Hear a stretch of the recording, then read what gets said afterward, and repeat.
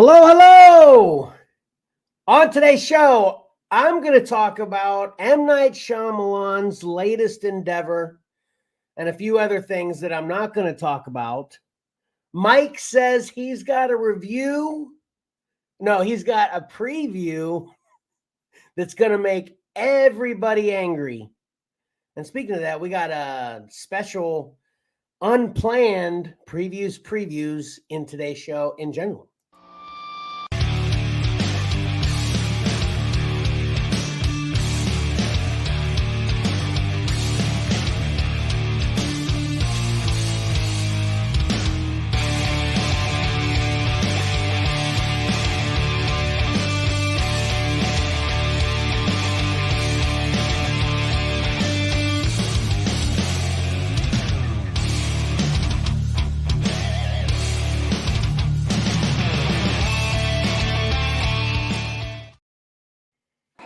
Welcome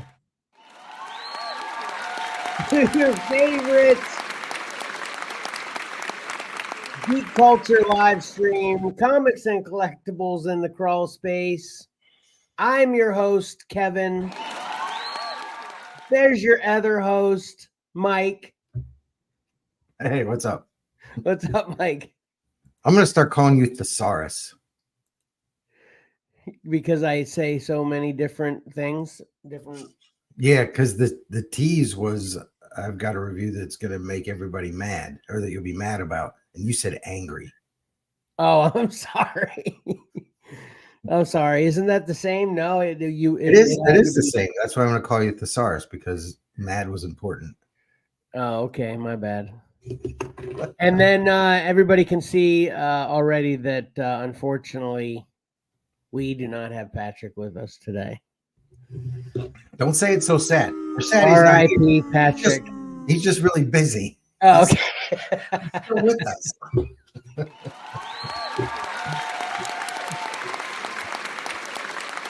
Awesome. Karen's on fire. You can tell, so we can tell Karen is here as well. I don't know if she yes. Anyway, so about the tease, since Patrick can't be with us today, we decided, since we missed the previews at its regularly scheduled time, which I'm not sure there is a regularly scheduled time for previews anymore, since we only went twice a month, and we used to have it the second week of the month, blah, blah, blah. Yeah. We're having an impromptu previews today, and it kind of really is only half of one anyway, because I don't have any previews prepped. So it's going to be Mike's preview for the month of August. Yeah.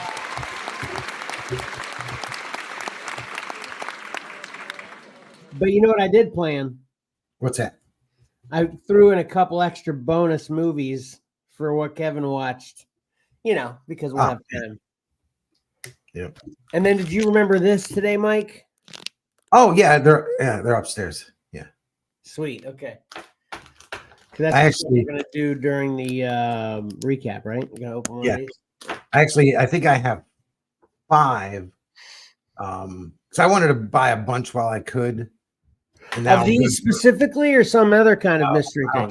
I don't have anything like that. I went off the rails. I was trying to find the most odd, obscure mystery bags, but I've got some kind of mainstream that are done. So yeah, it'll be fun. But they're for the next 5 shows. I've got enough for 5 shows right now. Okay, cool. You know what? I only bought 2, which makes it only good for the next 2 shows. And I've been dying to open this, so I can only imagine those 5s are not opening. Those 5s is going to be rough for you. You don't think that? I have to hide them. I put them up in the cupboard so I don't see them. Yeah, out of sight, out of mind. Genius. Exactly. So much so that I forgot them. Right. All right, cool. Then let's jump right into me, because I got a lot of stuff to say today.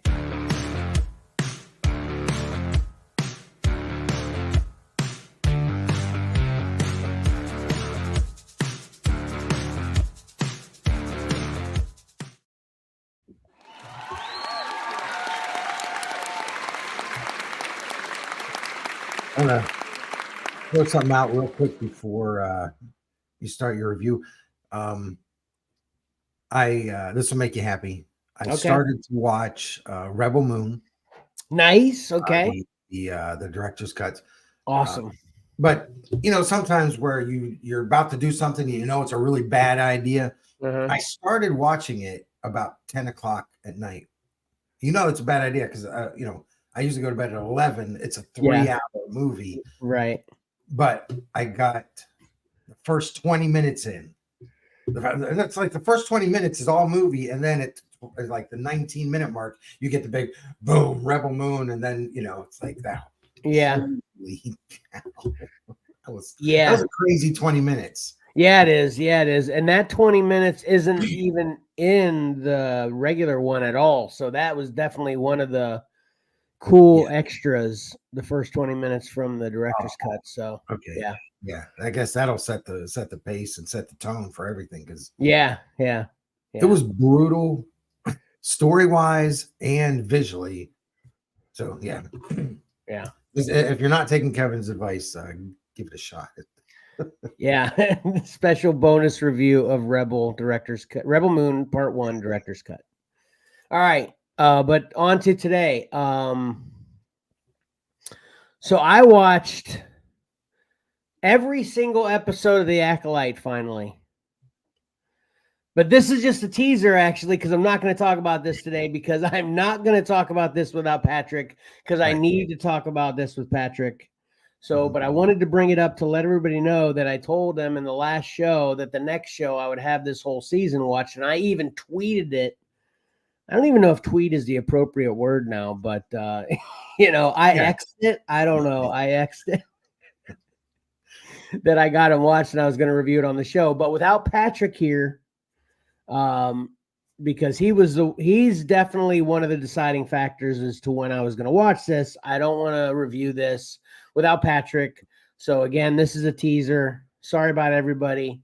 Come to the next show. Check out what I have to say about The Acolyte. You won't regret it. It's going to be fun. I just don't want to do it today without Patrick. Fair? Yep. Did you watch it all before they announced no season 2? Yes, I did. I did. It probably wouldn't have changed whether you watched it or not anyway. To watch it, even if there, you knew there wasn't. So. Yeah, and I said I'm not going to review it, but I'm going to say this though. I'm glad there's no season 2. And that's not really to say what I thought of this or not. I just think from the end of the season where it would have gone naturally, if making assumptions, of course, that it wouldn't have been something I would have wanted to watch. So I shouldn't say glad there's no season 2, but I'm fine with there not being a season 2 because All right, now what I did watch that I'm going to review. Let's start with something that's a little off geek culture, but man, it's been so iconic and it's nostalgic. Is nostalgia geek culture, Mike? Yeah, I think so. I think you can. New York Mike's chiming in. He says The Acolyte was awful. Okay, there's a review from New York Mike. Stay tuned for mine next show. Short and simple and to the point. Yeah. I think it can be because it's nostalgia for the 80s. I think that's usually people that are interested in the geek culture stuff. It's lumped in with all of that. So okay, yeah, that's why I was thinking too. Okay, so cool. Okay, so this fits right in. I watched Beverly Hills Cop, Axel F, which for anybody who doesn't know, this is Beverly Hills Cop. Uno, dos, tres, cuatro, 4. Which who knew when Beverly Hills Cop first came out, there'd be 4 with a, what is it, 20-year, 30-year sabbatical between 3 and 4. Yeah, it might. I mean, when was 3 and 4? Okay, yeah. I was gonna say when was 1? Was it 84? 85. I mean, geez. Yeah, I think Beverly Hills Cop 3 was in 94. So yeah, that'd be like they had 30 years. It's crazy. You know what's funny? What? Okay, Eddie Murphy, when we were teenagers, Eddie Murphy was an adult. Okay. And when I see, musicians and actors that were adults when we were teenagers, now they look older. Eddie Murphy looks the same as he did. I know, right? He does. That man has not aged. Yeah, you can definitely see it in this poster. But yeah, he looks great. But I will say this though. I don't know whether it's partially because of our age. You see aging differently, That's so when I did look back at, actually I booted up Beverly Hills Cop parts of 1, 2, and 3 because something I'm going to say about Beverly Hills Cop Axel F.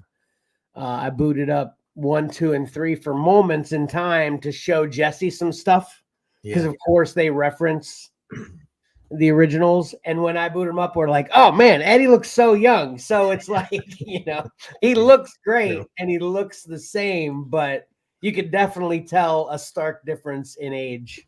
I get it. When you put them right by each other. You know what I'm saying? Yep. So anyway, this picks up right after part 3. I mean, obviously it's, they have to make it be a period of time, but I don't think it's a whole 30-year period of time. Oh yeah, no, it is 30 years. Come to think of it, yeah. So it isn't seamless, but anyway. So that's a whole retirement age. He could have retired. Yeah, because one of the things with this one is he has a 20-year-old daughter, which she's a big focus. So he's back in Detroit working, and his daughter's in Beverly Hills, dummy. But she's in Beverly Hills, and what's his name? Judge Reinhold. Judge Reinhold, yeah.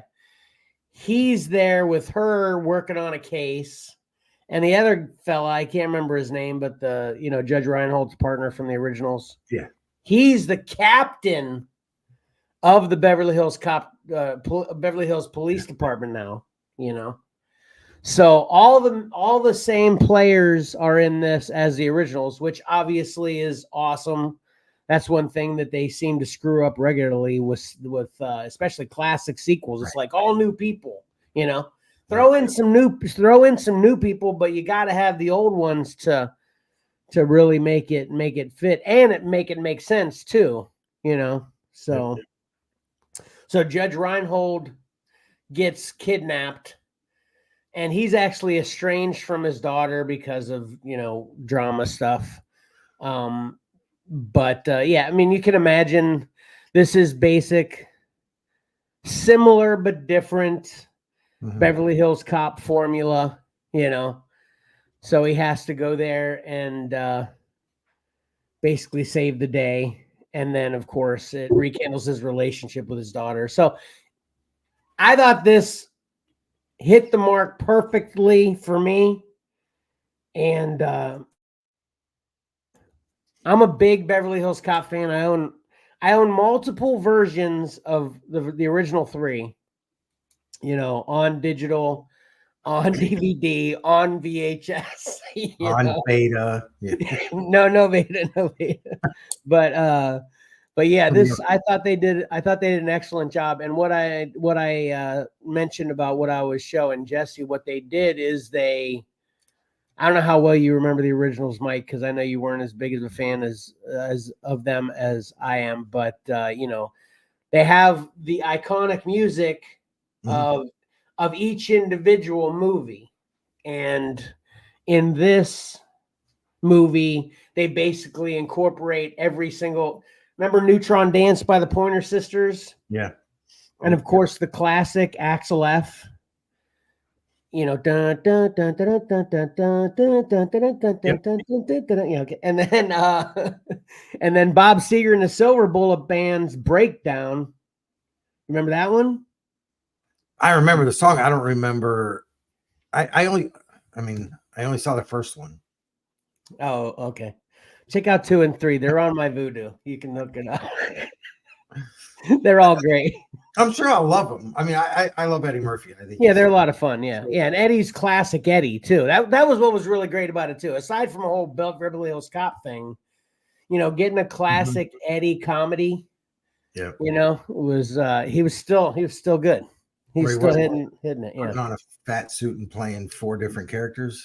no, he was classic old. I can't. I'm not even going to try to impersonate him, but I've got a few in my mind. You know, you got him. I know. Yeah. I know the 80s Eddie Murphy. Yeah, exactly. And so anyway, I'll give this a solid. I'm going to say 7 in general for a movie, but I'm going to give this 8.5 for nostalgic. If you love Beverly Hills Cop, this will do it. Still carries the torch, right? Still, it's still carrying the torch for. Yeah, I didn't drop the ball. I wanted to. What I'm looking up right now. Oh, Bags of Popcorn is Rotten Tomatoes thing. So I want to change. I've always been thinking of different ways to say it instead of Bags of Popcorn because that's kind of stealing Rotten Tomatoes. Yeah, it doesn't roll off the tongue very well either. It's kind of clunky. Yeah, I know it's my idea, but it's kind of clunky. This one is perfect. This rolls right off the tongue. I'm gonna give this 8.5 smiley faces.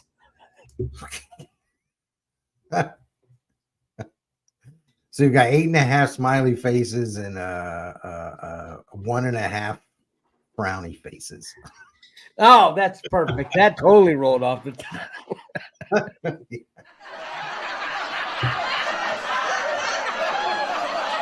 Yeah. Would have been better if I can do simple math faster. Oh man, I just realized the photo didn't upload. Dadgummit. All right, this was actually just a bonus movie I watched. So I'm gonna bring this up real quick. This is called Land of Bad with Liam Hemsworth, Russell Crowe. Does that say Luke Hemsworth?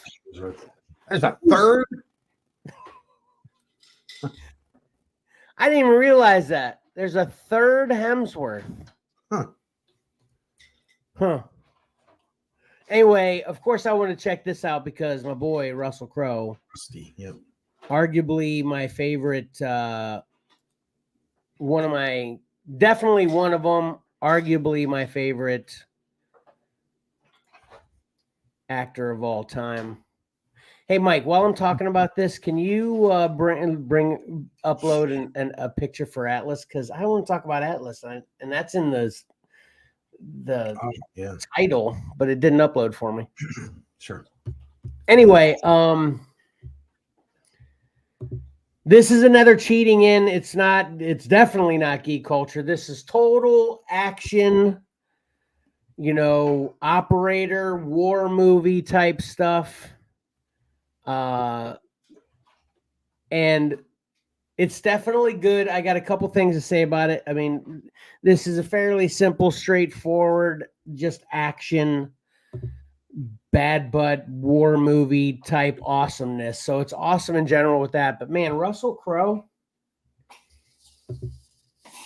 You think, Mike? This is just a observation on your part. Okay. You think people that age up, that put on a lot of weight, they don't care, or they do care, but just they're like us. Like I care about how fat I've gotten too, but I just can't. It's tough, right? Yeah. Yeah, it's a lifestyle, and I think some of it is how important it is to them. There are probably other things because Rusty's put on some weight and size, and if if it was more important to him, their workout program, actors, they can hire trainers and personal chefs and stuff like that to really help guide them. For us, it's like we got to be our own personal chef and not eat French fries for breakfast. Right, exactly. Not eat French fries. We don't have someone saying no, eat this cantaloupe. So it's just an importance thing. I think he could do it if it was important to him. Okay, that's good. That's a good question. I mean, a good way to put it. Yeah. And I'm not judging, because again, obviously, I can relate. But man, it's kind of rough because, Russell Crowe Gladiator was my exposure to Gladiator, and obviously he's a super stud, and then when he started to age up and he played, Jor-El, yeah. He was awesome in that. But man, he might be playing the role in this one too, because basically Land of Bad, this is a focus on drone operator assistance of on the ground, forces, military action, military activities, and the drones that assist them. And Russell Crowe is a drone operator, sitting his butt back at the office. Right. So he's the air support, but he's in an office. Yeah, exactly. Yeah. Well, I wouldn't call him air support because he's chilling there the whole time, at such a height that they can't see him. I guess he is air support too. He's got some missiles he can send from it, but it's primarily to be the visual, like they can tell all the heat signatures and, when they got people coming in, all that stuff, So that's what this movie basically, I feel like it's trying to not just be this crazy romp-em stomp-em action flick. It's like trying to show people like us. We're slightly familiar with this, maybe the public that's completely unaware of how these things work in the field now, Mm-hmm. and it's really cool. So, Russell and Liam have this major relationship in this scenario, and it's really epic how it plays out. It keeps you on the edge of your seat. Lots of action, great stuff. I'm gonna give this 8 smiley faces, 2 frowny faces as well. All right. You should definitely check this out if you're in the mood for a modern military, and I like add the modern military accuracy type action flick. This is great stuff. Good question. Karen's asking me, where did I watch it? I watched it on Netflix, Karen. Of course. What are you talking about? So let's say for me, I'm interested in watching this. Now, Emily is, she's up there with you as far as a Russell Crowe fan. Okay. But military movies, I think she can take them or leave them. Is this something that she would probably enjoy too? I actually do think she would. Yeah. All right. Cool. I think there's a good 60%, 70% of this she would enjoy. There's definitely some of it, I'm not sure if she'd really dig, because this is graphic. Mm-hmm. This is no holds barred adult stuff too, so but the drama and the story that unfolds between Russell and Liam during the entire movie, I think she'd definitely like it. And Russell was great in this too, by the way. I mean, I started out kind of just being judgy, but he's great in this. He's obviously still got it. He's still got all the best acting chops, in my opinion. Cool. Incidentally, bonus trivia. I saw this, just throwing this out there. I saw this hilarious reel, and I didn't know it until I saw this reel. Did you know Kevin Smith, when Dogma first came out, remember there were all kinds of protests about Dogma being, bad for the church sacrilegious and stuff. Yeah, did you know he protested it? He protested Dogma himself. Yeah. Did you You know? remember back in the day, I followed View Askew and the whole. I felt like I was part of the Kevin Smith clan there. I was You knew following. you knew he did that. That was Yeah, hilarious. that's genius. Yeah, they interviewed him too, and he was like all serious, Yeah. straight faced, and somber about it, complaining about the sacrilegious nature of the movie. Yeah. So That's hilarious. You know what? Speaking of trivia stuff, I just figured this. I just learned this the other day, and I think it's correct. You know who? Obviously, we know who Josh Brolin's dad is. You know, James Brolin. Yes, You know who his mom is? I think I do know this, but go ahead and tell me. I can't. I don't have a guess. Karen, you know? No. She's got the same look I have. Yeah. I hope I didn't look it up. I saw it in the thing. Barbara Streisand. Is that accurate? Yep, Karen saying yes. Seriously.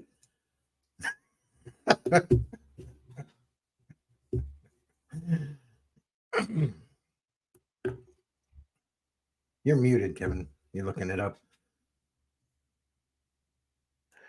Oh yeah, sorry. Yeah. I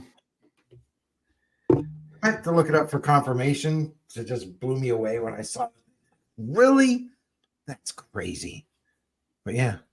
Okay. Josh Brolin's mother.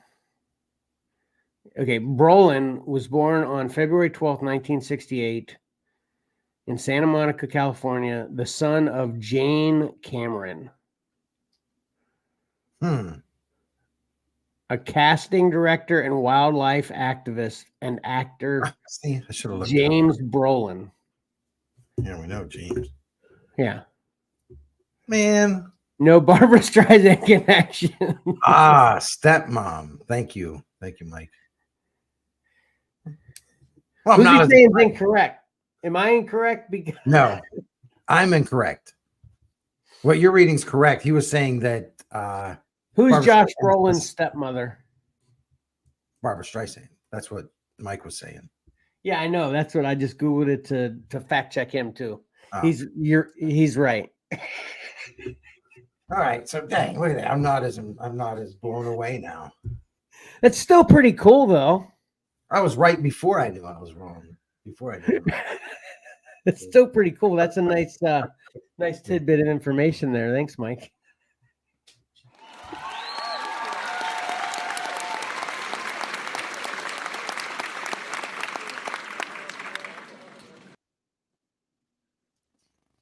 Hey, hold on, Phil, real quick. Phil? With what? You know what? Well, we'll talk about what I watched.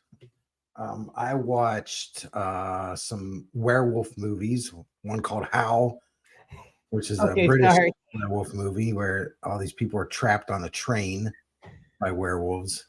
That's really good. Yeah, actually, you posted that, I think, in the group that you were.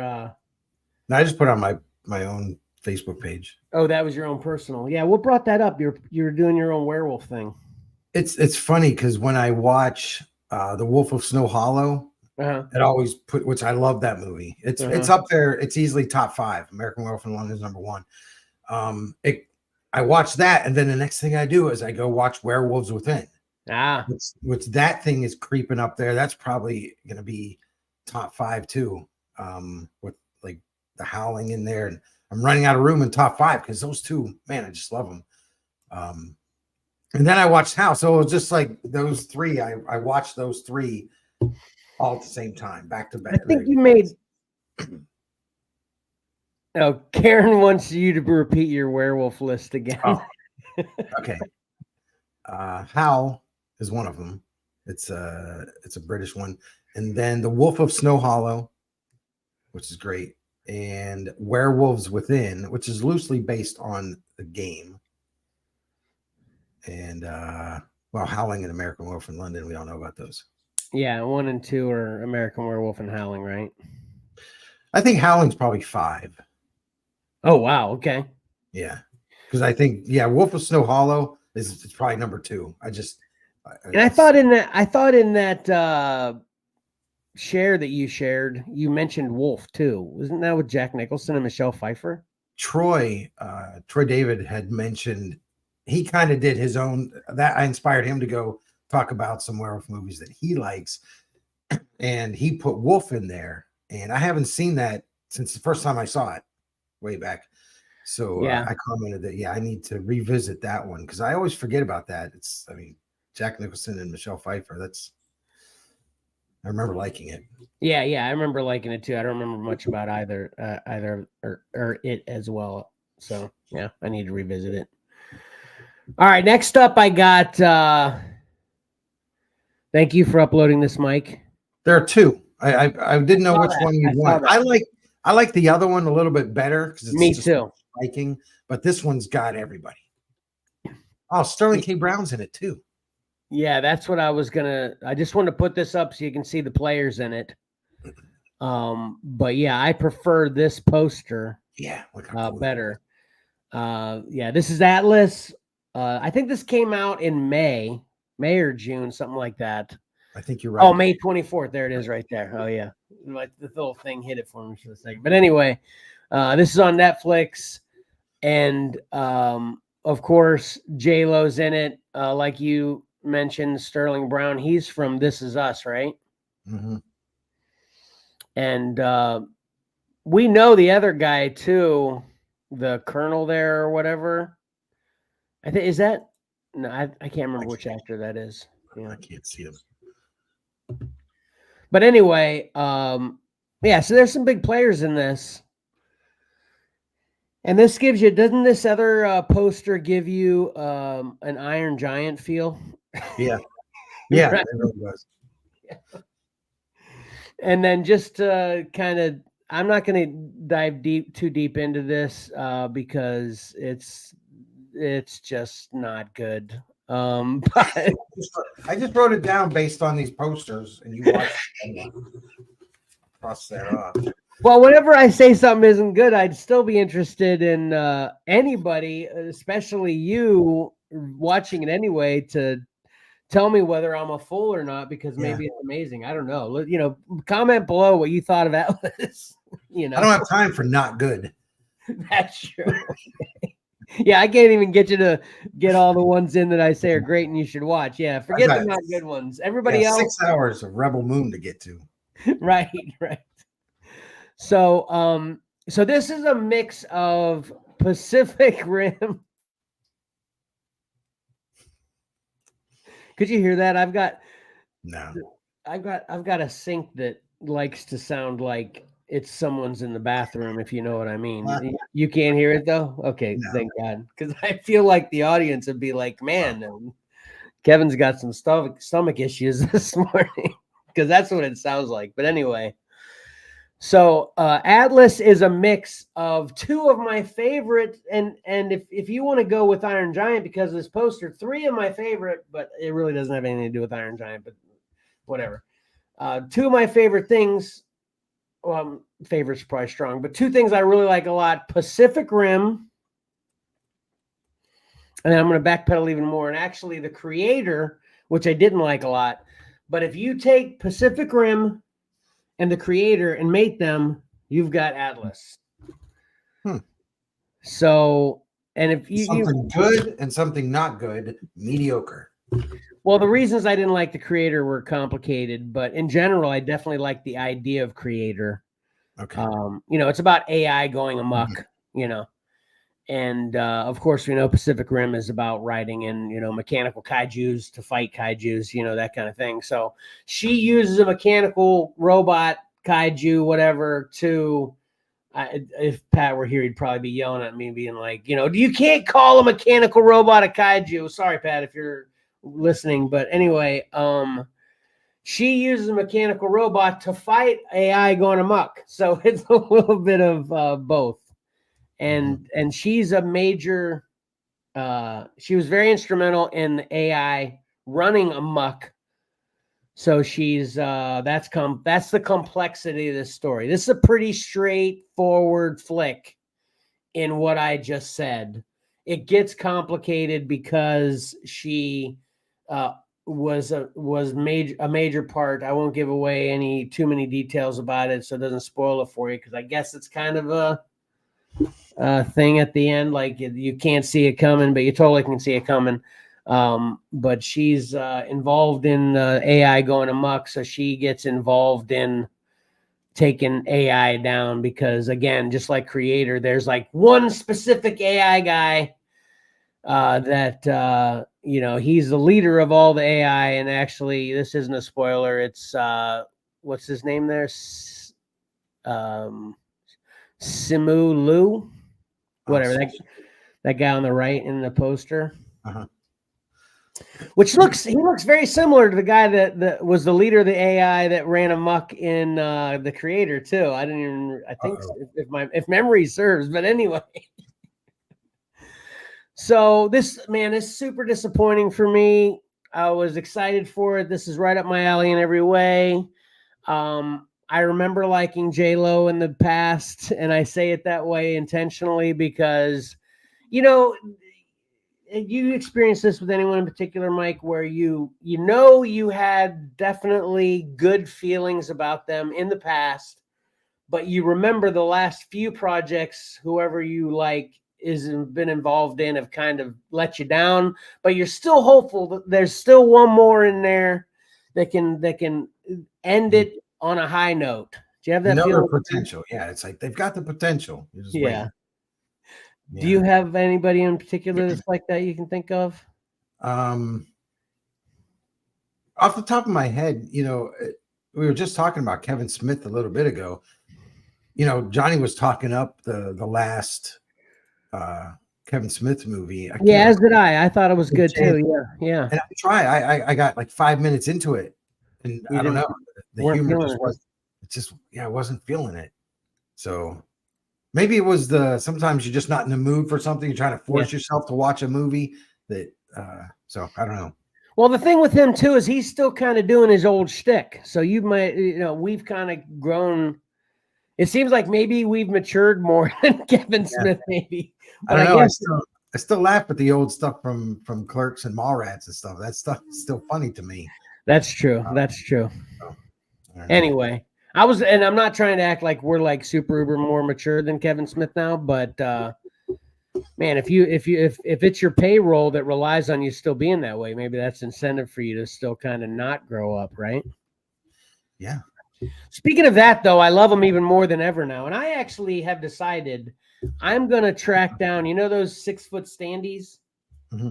I'm going to track down the standees of all the people that always come up for me that I love so much, like Kevin and Todd and Adam, and have standees of them behind me right here. Wouldn't that be a cool visual? During the show, it would. The rest of the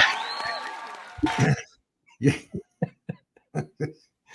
Anyway, because I'm proud of Kevin, because I saw him on a podcast. I don't know how old the podcast is. Mm-hmm. Karen. She's waving us off like, I don't know what's going on. I don't know what's going on. But anyway.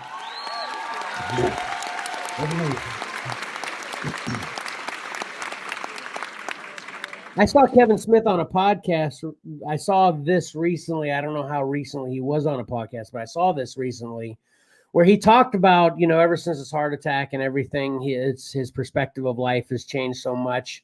He's got nothing negative to say. That's what he was kind of selling in this podcast, which from everything I've seen recently, it seems like he has made a change. Like basically in the podcast, he said, if you asked me my 8 movies I hated the worst or something like that, 10 years ago, I'd have been the first one to be like, oh, this sucked because of this sucked because of this, and going off on stuff. But then he says, he's like, I got nothing but positive stuff. There's not enough time, life's short, yada, yada, going on in all that philosophical way. And I was like, bravo, Kevin, bravo.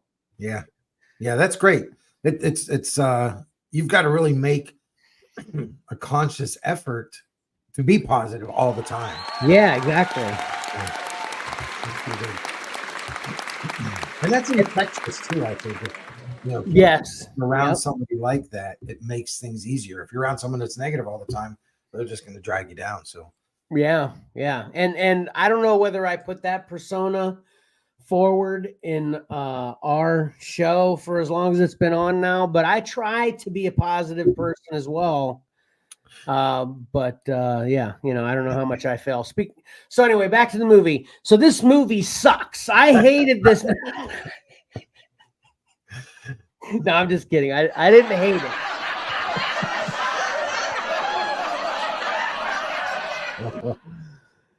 I didn't hate it, and it doesn't really suck. It's just not good. It's just I didn't like J-Lo's character. J-Lo's character's name is Atlas. She is Atlas. Mm-hmm.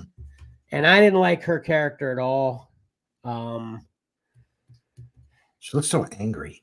And I think, yeah, that's a good way to put it. Angry and whiny. And I think that's what they intended with this, though. Like she was playing the part that she, you know, it wasn't because of J-Lo's acting that made the character unlikable. I think they wrote the character unlikable intentionally, you know? Yeah, so I guess good job there. But still made me not like it.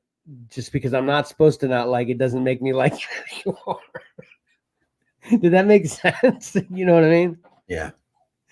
But then J-Lo too.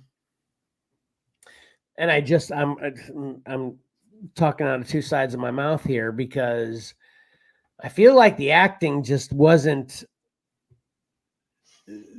It was J-Lo acting, you know. I don't know. That sounds really negative too, I guess. But it just the acting in this movie, not only J-Lo, but just, and maybe it's the writing. You know how it's always hard to tell, you know. And then you know the prequels are because of George Lucas's poor directing. Is it the acting? Is it the directing? Is it the writing? Who knows? But I'm gonna give Atlas 7 frowny faces. No. Oh, I was gonna say, wow, 7 smiley faces. That doesn't jive. No, 8. No, I'm gonna go actually I'm gonna go a little bit less. 6 frowny faces and only 4 smiley faces. Right. So, well, before we get rid of this poster while we're on this, I don't know if you've ever watched the YouTube show Hot Ones. I don't think I have.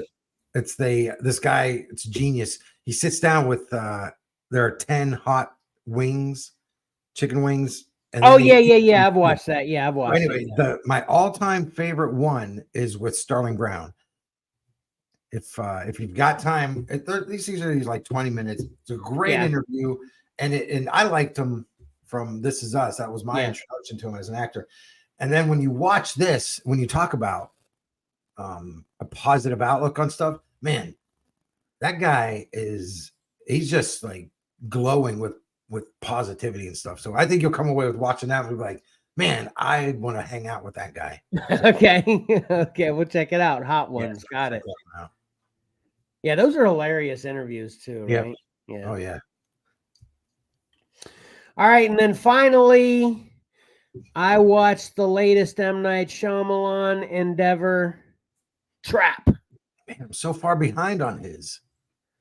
Starring none other than Josh Hartnett. Old, I think, is the one previous to this, and it just dropped. You can watch it free now. Yeah, I haven't seen that one. I think the Visit was the last one I saw. I saw that in the movie theater. That was probably like 2015 or something. Oh, the Conan one. I watched that. New York Mike's chiming in that we need to watch the Conan O'Brien interview during one of the Hot Ones episode. Okay.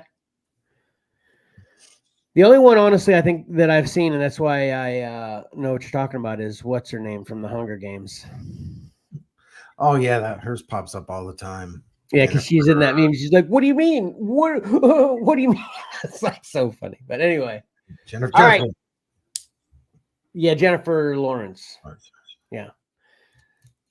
So anyway, yeah, Trap is the latest. This just came out in theaters the week before last. And again, M. Night Shyamalan. I'm a huge M. Night Shyamalan fan. He's definitely in my top 10 favorite directors. I actually made a list. And I can't remember exactly what number it was. I know it was above 5, but it was under 10. You know, me and my lists. I love those lists. Oh, yeah. And just to give you a quick review of everything we just said, too. I think The Village is the first M. Night Shyamalan movie I didn't care for. And then the last movie, Old, I thought was pretty good, but not great. I mean, it was fine. It was pretty good. It's definitely not in my biggie favorites of M. Night's. But actually, Ayla wanted to see this. So she asked me if I'd take her, and I was like, heck yeah. And then ended up being a whole family thing. Everybody went. Karen says she loved The Village. Totally agree, Karen. I love The Village. And Lady in the Water. And then, of course, Signs is a classic, But anyway, Josh Hartnett, which who knew he was still around? Did you know he was still around, Mike? No, that's what I was going to say is M. Night kind of pulling a Quentin Tarantino and pulling somebody that really hasn't been in anything recently. I did with Travolta and stuff and putting him in something. So, and then all of a sudden, it pops up again. I don't know. That's what I was totally thinking. I haven't seen him in probably 20 years. And it seemed like when he was around before, he was like all the rage too. Like he was going to be the new classic forever, right. Actor that you'd see for the rest of your life and all kinds of stuff. But then, he disappeared. So there's probably a story there that we don't know about, But anyway, it was good to see him again in this. And if you've seen any of the trailers, have you seen the trailers for this, Mike? No, I didn't know this existed until you mentioned it today. Okay, so to give you a cool breakdown of this takes place at a Taylor Swift concert. Okay. I'm only half joking because it might as well be a Taylor Swift concert because it is a concert. But, interestingly enough, M. Night Shyamalan's daughter plays a Taylor Swift equivalent singer in this movie. And Josh Hartnett is taking his daughter to go see her. Okay. And the entire movie takes place during a concert in a stadium. Wow. Yeah. And basically... the setup is that there's a homicidal maniac on the loose, mass murderer, or not mass murderer, but what's the word I'm looking for? Serial killer. Serial killer on the loose. It says it right there. Oh, yeah. Okay, cool. Thanks. My screen's a little right now. Right. My screen's a little. That's so much. But anyway, there's a serial killer on the loose, and the FBI and the police have gotten wind that this serial killer has gotten tickets to this Taylor Swift sort of concert. I wish I could remember. M. Night Shyamalan's daughter's concert. Wish I could remember her name. But anyway, so basically, and this isn't a spoiler because this is one thing that is actually one of my complaints about this movie because how much I like classic M. Night this is right out the gate. Josh Hartnett is the serial killer thereafter. So he's there just to take his daughter to a movie and then notices all these cops everywhere. So then he does his own little investigating, like, hey, what's going on? And he's asking like guards there and stuff. And they're like, oh, secret, there's a serial killer here. So, and so, he's trapped essentially.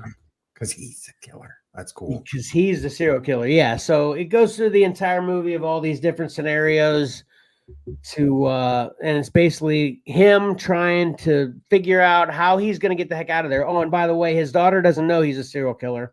So he's got to figure out how to get out of there while obviously not being caught, but also his daughter not catching on that he's a serial killer. So I'm already nervous.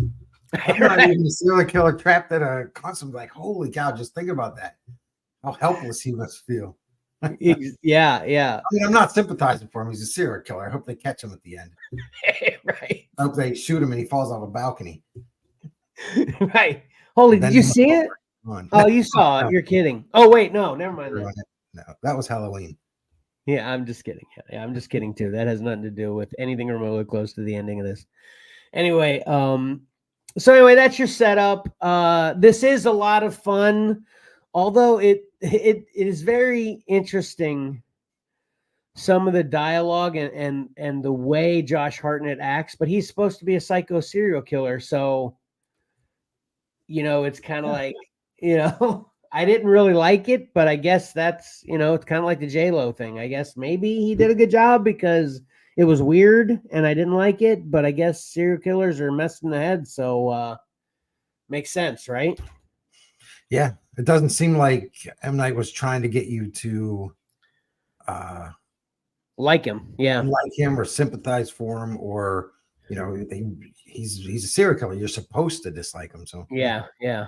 And of course, in classic fashion, M. Night is in this movie, as he is in all his movies. He has a bit part that you only see him for a little bit, but you know him, you'll see him. And his daughter, imagine just a female version of M. Night. That's what his daughter looks like. She looks very, very similar to M. Night. You can tell it's his daughter, and she's great as well. So the last thing I'll say about this is there is no big, super twist ending, but there are a couple surprises near the end. But I feel like as soon as M. Night got that kind of role of he's the king of the, surprise endings, or what do you call them? Yeah, like the twist ending. Yeah, the twist endings. He abandoned. He's like, no, that's not what I'm going to be known for, and he stopped doing it. You know what I mean? I was like that. The twist ending on that one sucked, right? Because there wasn't one. Right? Exactly. So he still messes with you a little bit. You should check out Old. I think you'll definitely like Old a lot as well, Mike. You might actually even like it more than me. Who knows? You might actually like this one more than me too, because I'm going to give this one 7. Oh, this is a good way to do it too, because I say 7, but you don't know whether I'm going to say smiley faces or frowny faces. Right. So it's kind of teasing. So anyway, I'm going to give this 7.5 smiley faces. Good. This is pretty good. We enjoyed it. And the ending is interesting. It's just not a humongous major twist ending. So get to the theater and check out Trap. Make sure M. Night puts out more movies because I want them. So that's all I watched. That's good. Good stuff.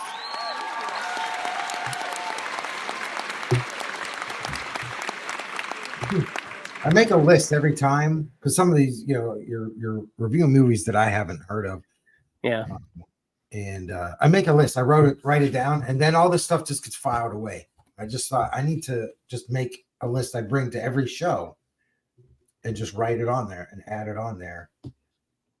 So this is a great segue to the next thing I wanted to say, Mike. So that's perfect. I appreciate you saying that. Mm-hmm. I'm going to make this easier for everybody, though. I mentioned this to you and Pat already. I might have mentioned it to Karen, but we have on the website the archives of my movies, but that's a lot of work. Mm-hmm. So we've definitely fallen off of that. What I'm starting to do is on Instagram and especially X, posting my movie reviews for 2 reasons. One, to remind me of my reviews, especially when we'll disappear for 3 weeks sometimes. I can refer back to my own tweets, So I'm just telling that for you. That's perfect for you and for everyone else watching and listening. If you're interested to know what I have to say about movies and especially their ratings and when and what episodes you can go to check out full reviews, seems like that's primarily what we're going to be using X for. So go to X and see my reviews there. So you can check that out there. What was that movie Kevin reviewed? And then just go to our X feed. Yeah. There it is. There you go. You have to download X though, because I heard you aren't on X. I'm not. I will. Okay. But in the meantime, I'm going to make my own list. Okay, that's good. we're old school. We're a list we're list people. Yes, man. I write with a list. Writing stuff down just feels so much better than even putting it in your phone, right? Yeah, I even have a favorite pencil. Nice. I don't know if kids these days have favorite pencils. Do they? Probably not. They sure don't know how to write cursive. Karen's. Yep. Hey, Karen, was that a favorite pencil thing you were showing us? Looked like an eraser. All right, cool. Enough of that. I'm ready to see what's up with these 10 covers this week. Are you ready, Mike? Yes. Sweet.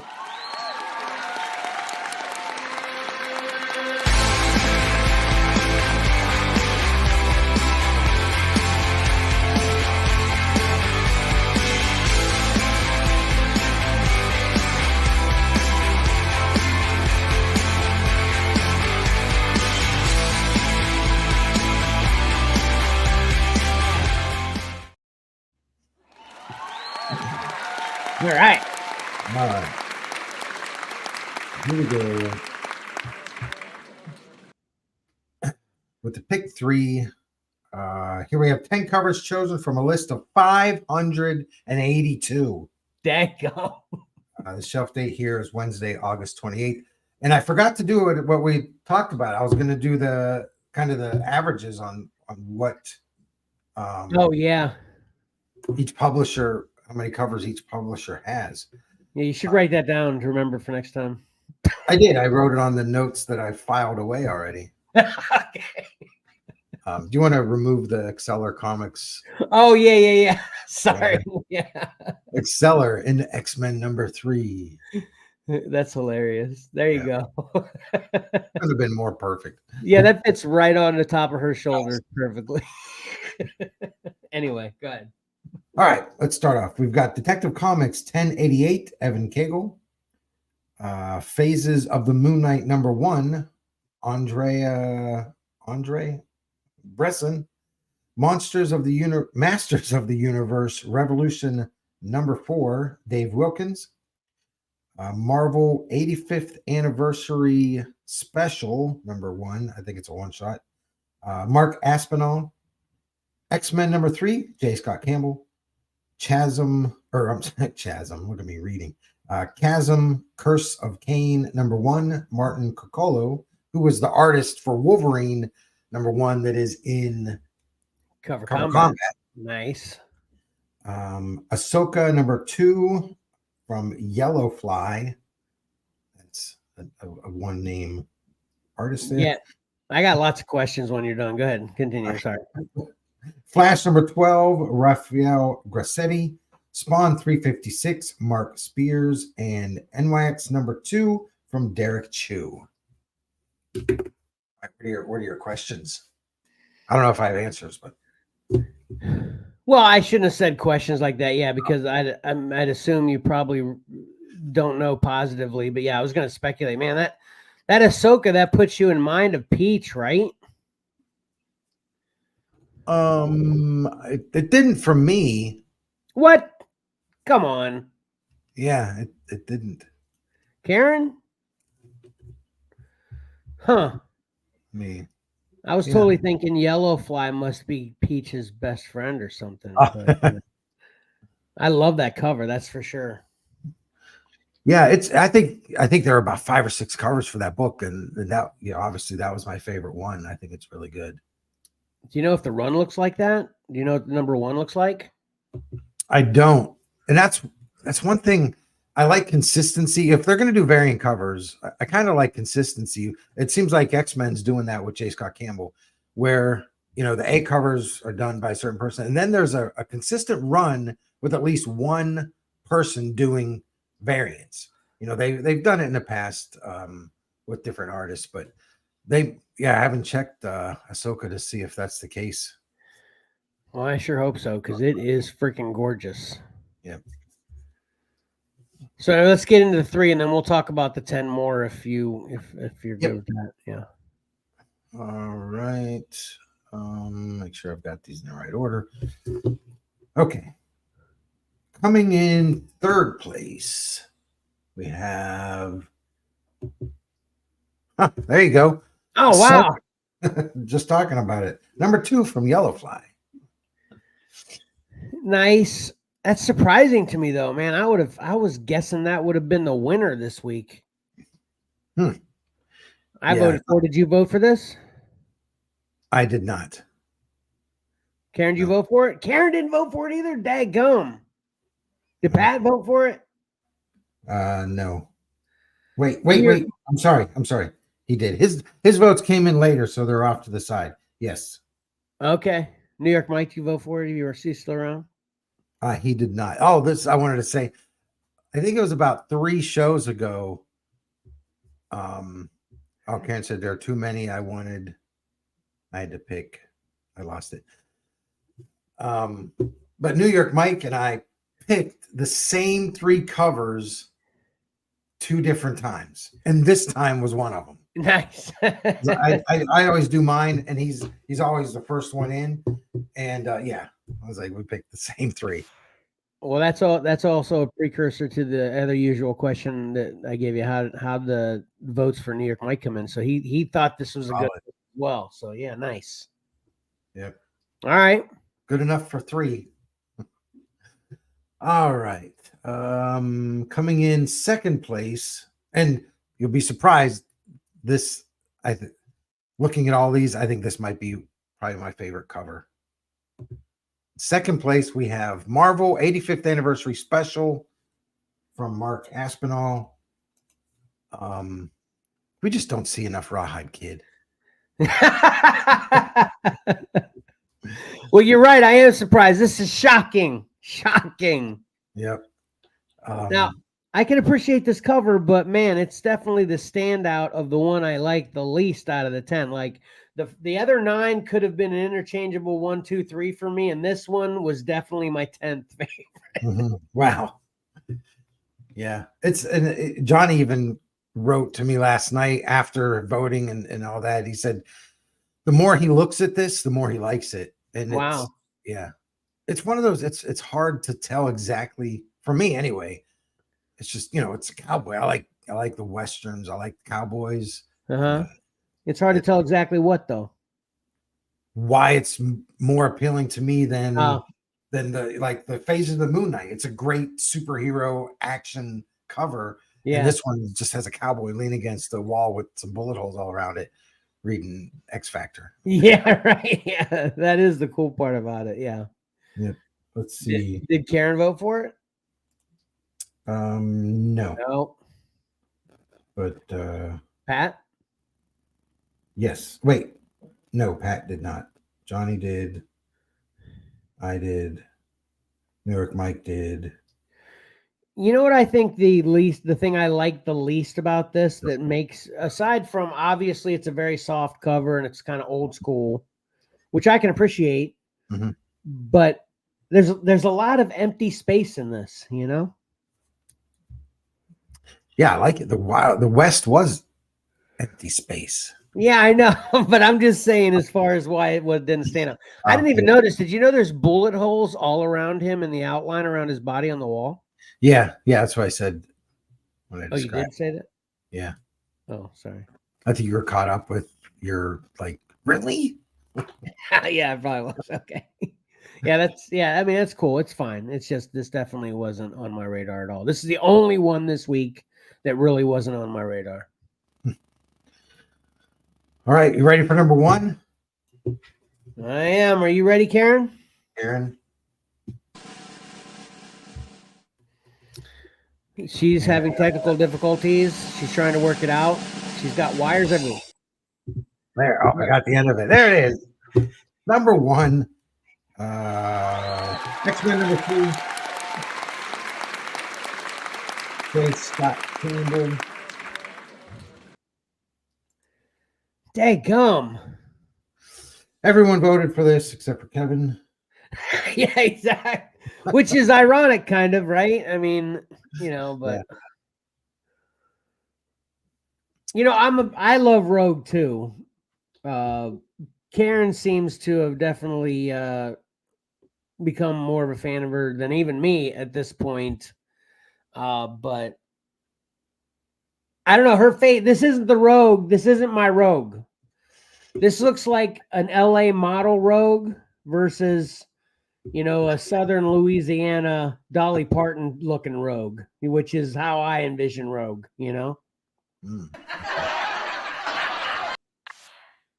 like this Southern kind of, backwoods. I get it. Southern backwoods. This is the Beverly Hills 90210 Rogue. Exactly. 9021 Rogue. Never mind. Bye. I gotta go.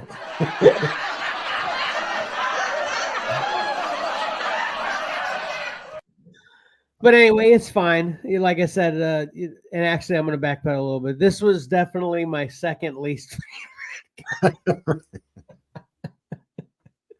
All right. But it's not bad. Yeah. So the detective I thought was gorgeous. Again, snow, blah, blah, blah. It's obviously Mr. Freeze. That's all you get with Mr. Freeze, know. I voted for that. I voted for X-Men, Marvel, and Detective. Yeah. Man, you almost nailed it then. Yeah. Yep. I voted for Ahsoka, Masters of the Universe, which I think that is epic. I mean, I can't remember what that, vampiristic, villain's name is at this point, but I always thought he was cool. That Skeletor looks awesome. Yeah.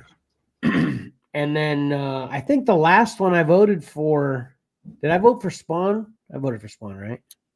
I think so. Trying to make sure it's an R. Yeah, I think you did. Yeah, Ahsoka, Masters, and Spawn. Oh, yes. Yeah. Hordak. Thanks, Mike. Mike from New York's Hordak's the character in Master of the Universe. But yeah, that Moon Knight is very cool. I even like that Nyx at X23. She looks awesome. This Flash, what this Flash cover remind you of, Mike? Anything in particular? No.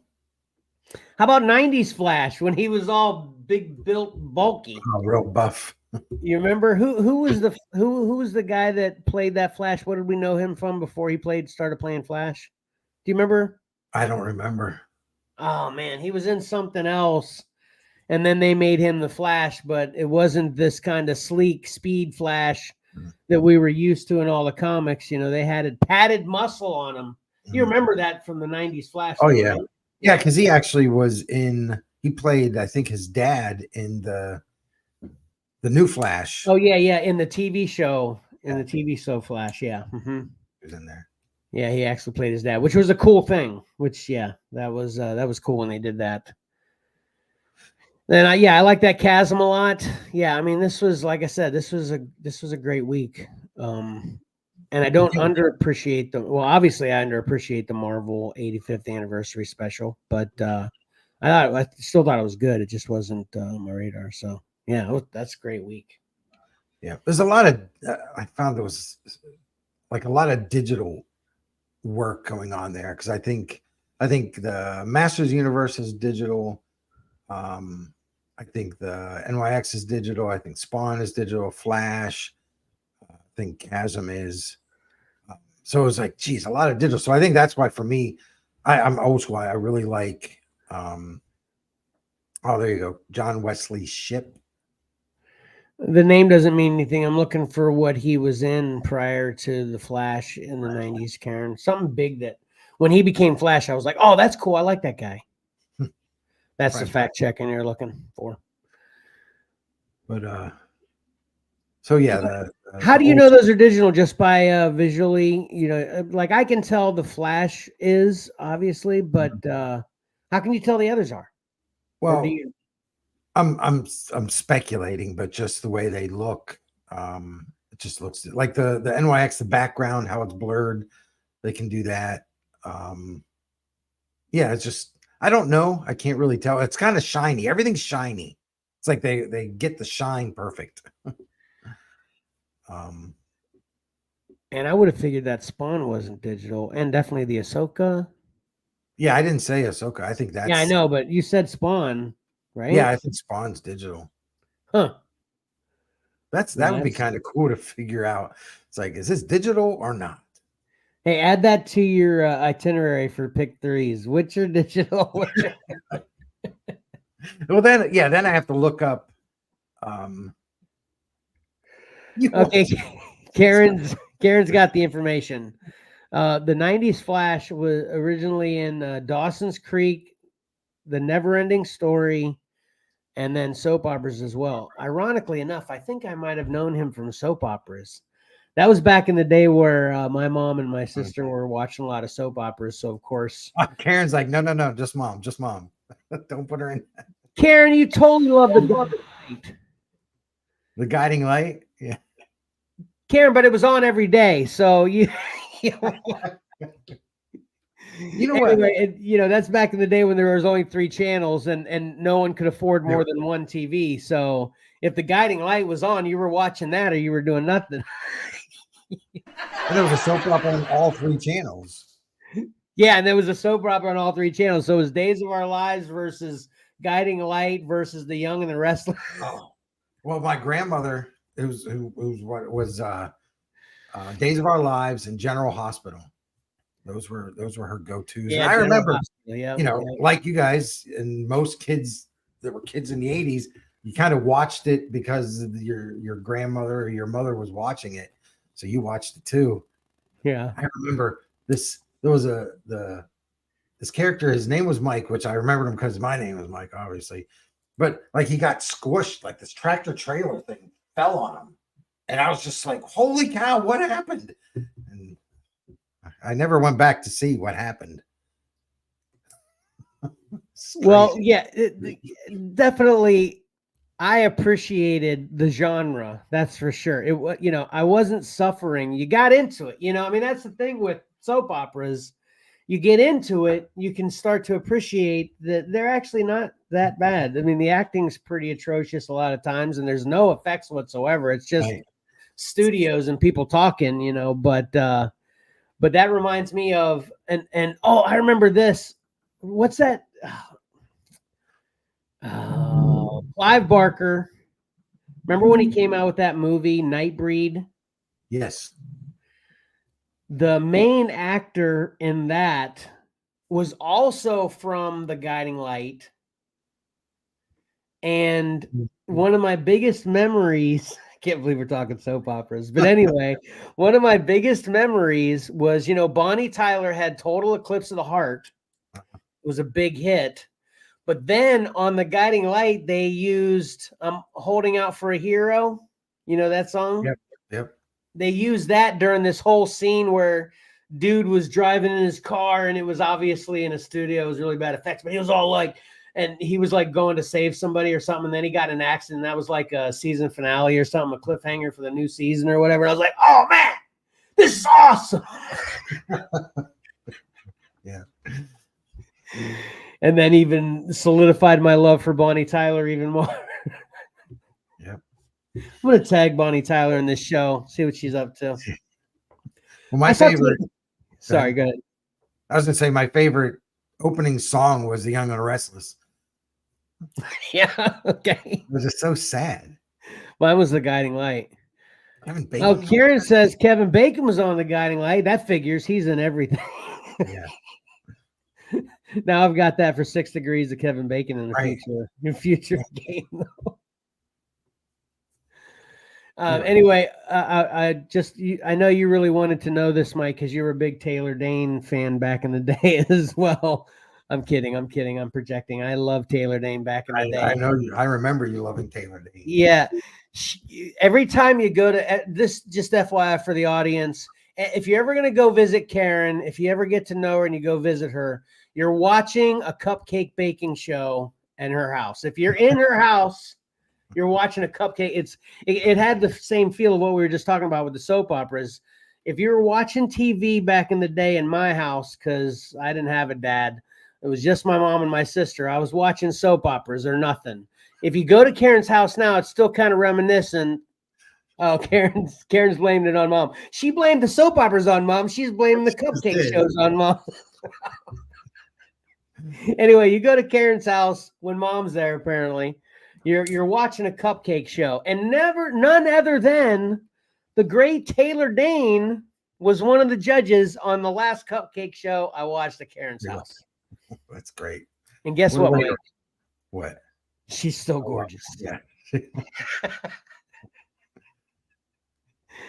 I'm gonna tag Taylor Dane in this too. Yeah, I'm married. I can't.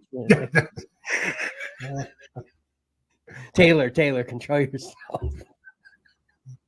Don't want to give her any ideas, you know. So that's pick 3. Yeah, so that's pick 3. So anybody still watching, just so you know, we got there because the Flash is beefy on that pick 3 cover, which reminds us of 90s Flash, who previously starred in soap operas. That's how we got there. So the show makes sense.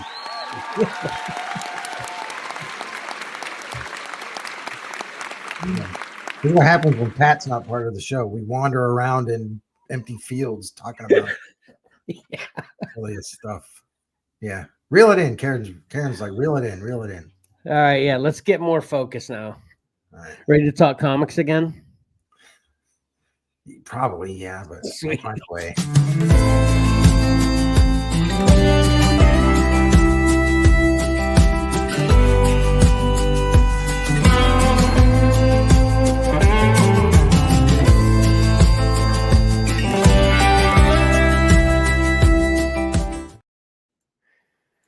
All right, looks like you're first, Mike. Here we go. All right.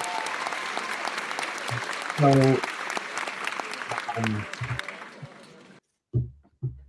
my picture didn't show up. Hello? There we go. I read Mad #1. What? Hold on. What? There's a new monthly Mad comic? No. Well, I think there is still magazine size, but this is the facsimile for Mad #1.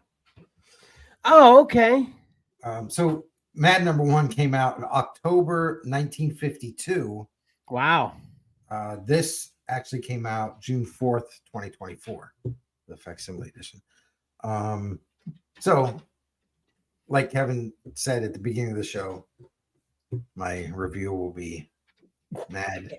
It'll make everyone angry. Angry. Sorry, man. Angry #1. I see what I kind of figured that's what you're getting at with me changing the words on you. Yeah. Yeah. Sorry about it. Anyway, so this is written by Harvey Kurtzman. He also did the cover, and I love this art style and everything. Yeah. Now, as we all know, Mad Magazine, it's not just one story. There are multiple stories. Harvey Kurtzman wrote everything in there. Jack Davis did the first story, which I'll run down through some art styles. There's Jack Davis right there. He drew that. I love Jack Davis's work. Wally Wood did the second one. I don't know if I took pictures of his. I love Wally's work, but I really wasn't into it much. No, this is more of Jack Davis from the first story. And then Bill Elder did one, and John Severin did the last one, which is called Varmint. And this was, I just love that center panel thing there when throughout the night. Now, what's really going to make everybody mad is I didn't read the whole thing because I really didn't have time, and you'll see why. I worked on previews. And there's a story. Okay. What I did read was Hoo-Ha. I read that one. And did you say exactly how many stories are in this one too? There are 4. There are 4 stories, and then there are 2 pages. It's all text. It's 2 pages a story, but it's actual story. It's not comic book form. All right, next question too, and you may have already said this. Sorry if I missed it, but so this is the original Mad Magazine facsimile, which was magazine sized back in the day. No, I wish I knew. This is good trivia. It was comic book size, I don't know what issue it converted to magazine size. Oh, really? Okay. Okay. So I didn't know that. So that is good trivia. Yeah. Yeah. Okay. And then later on in the early 70s, the magazine size, they went and they reprinted the first few issues, like probably the first 15 issues, and in comic book size, and inserted those into the magazine size books. It was like a bonus. Oh, wow. Yeah. That's awesome. Yep. And if anybody doesn't know any history of Mike, Mike has a huge old Mad magazine collection, right, Mike? Yeah, I cover, I think I'm solid from 1980 through probably 1995, 94, 95 with the specials and the regular issues. That's awesome. That's a great collection. Yeah. Yeah. While your mom was watching soap operas, my mom was buying me Mad magazine. Right. She worked at a grocery store for many, many moons and grabbed it for you every time it came out, right? It came out. Yep. I love the moms. Love the moms. Yep.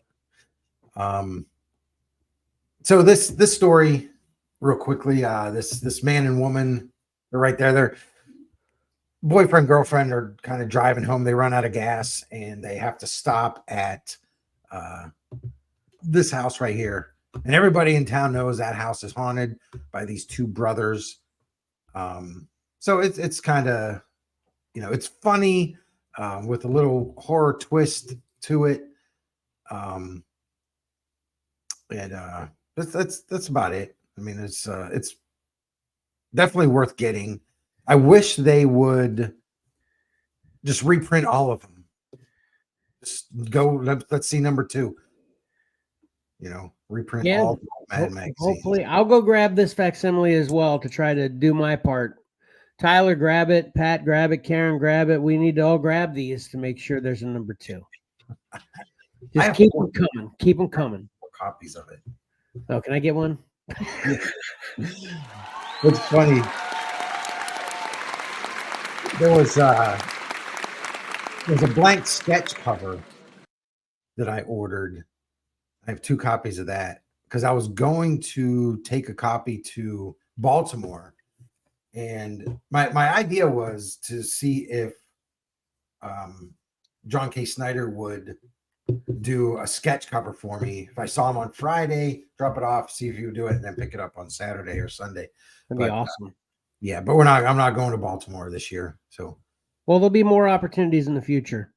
Yeah. Yep. That's a great idea. That's so great. So everybody's this isn't a great review. I was reading this morning because I was really busy working on this stuff last night. And but it's old Mad magazine. You got to get it. It's fantastic artwork, and the stories are always funny. So classic. So okay. This is a must-have. You got to get the old Mads. I like the reference saying that it's going to make you mad. Yeah, because now I'm mad because I want to know about the other 3 stories. So I'm mad. So good one, Mike. Good one. Yeah. Well, the last one is about a cowboy, which I can't wait to read that one. And I think he walks into the bar, and I think he stands at the bar the whole time waiting for somebody to shoot. Interesting. All right.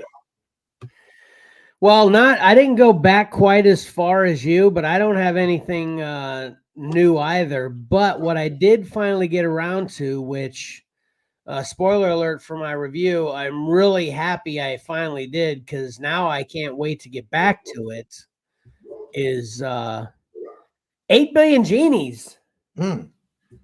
Finally got around to reading issue number 1 and issue number 2. But actually, I didn't read issue number 1 and issue number 2 because I have this, which is the hardcover collection of all of them. A little bit jealous on that. Yeah, it's awesome. So, but you know how it goes. It's it's broken down with all the issues in there. So it's essentially the same thing, just in a cool hardcover. But anyway. We all know the premise. Do you know the premise of 8 Billion Genies, Mike? No, this book caught me by surprise. By time it was on my radar, number 1 was sold out and going for, the aftermarket, like $30. all that. I think I grabbed some reprints and just never got around to reading it. Is it where everybody is granted a wish or something? A couple wishes? So there's 8 billion people on the planet. So every person on the planet gets a genie, gets a personal genie, and gets granted one wish. Jeez. What can go wrong? Yeah, exactly. How many people's wishes were like, I wish that he didn't just wish that, because that was terrible.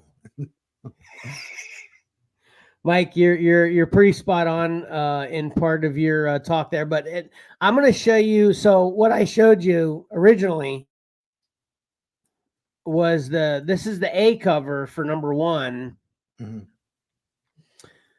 the A cover for number 2, but this is the B cover, I believe, for number 2, and I think I like these, these genie looking covers. They're fun, which incidentally, there's 8 billion genies. So they all have little different characteristics while they all look extremely similar, So Charles Soule told Ryan Brown's like, okay, look, we're going to need 8 billion designs. Do that?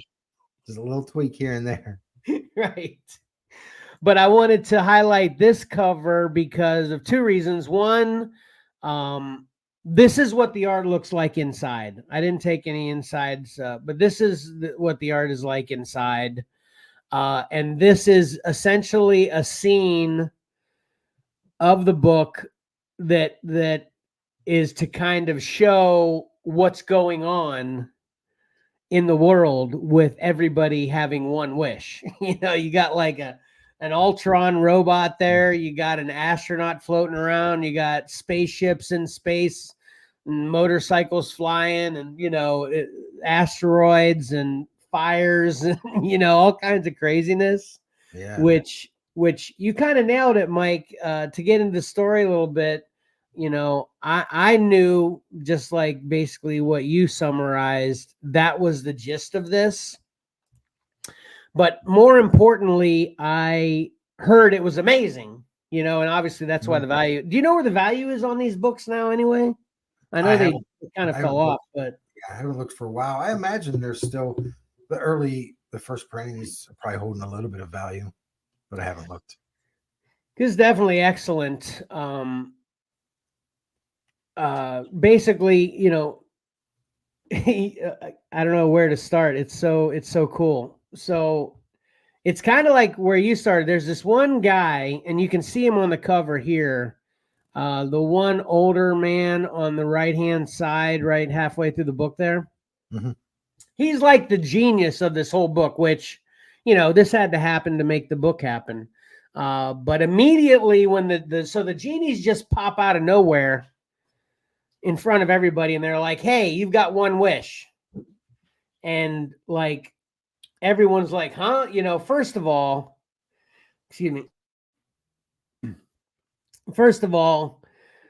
a strange floating ghost genie has appeared in front of everyone. So that is kind of freak out moment number 1, right?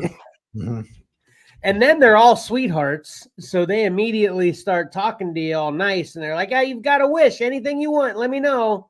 Like they're all really nice personality wise. Yeah, but what's their angle? Right. Well, I don't even know yet, but they're very matter of fact and blunt. That's for sure. But so there's this whole freak out scenario of ghost genies appearing in front of everyone simultaneously. That's a thing, right? And then everyone's got a wish, and then you know how the human mind works. Obviously, what you just said, it's like, hey, what's your angle? This can't be true. What's your angle? And then other people are just crazy, and then other people are really analytically serious. Yeah.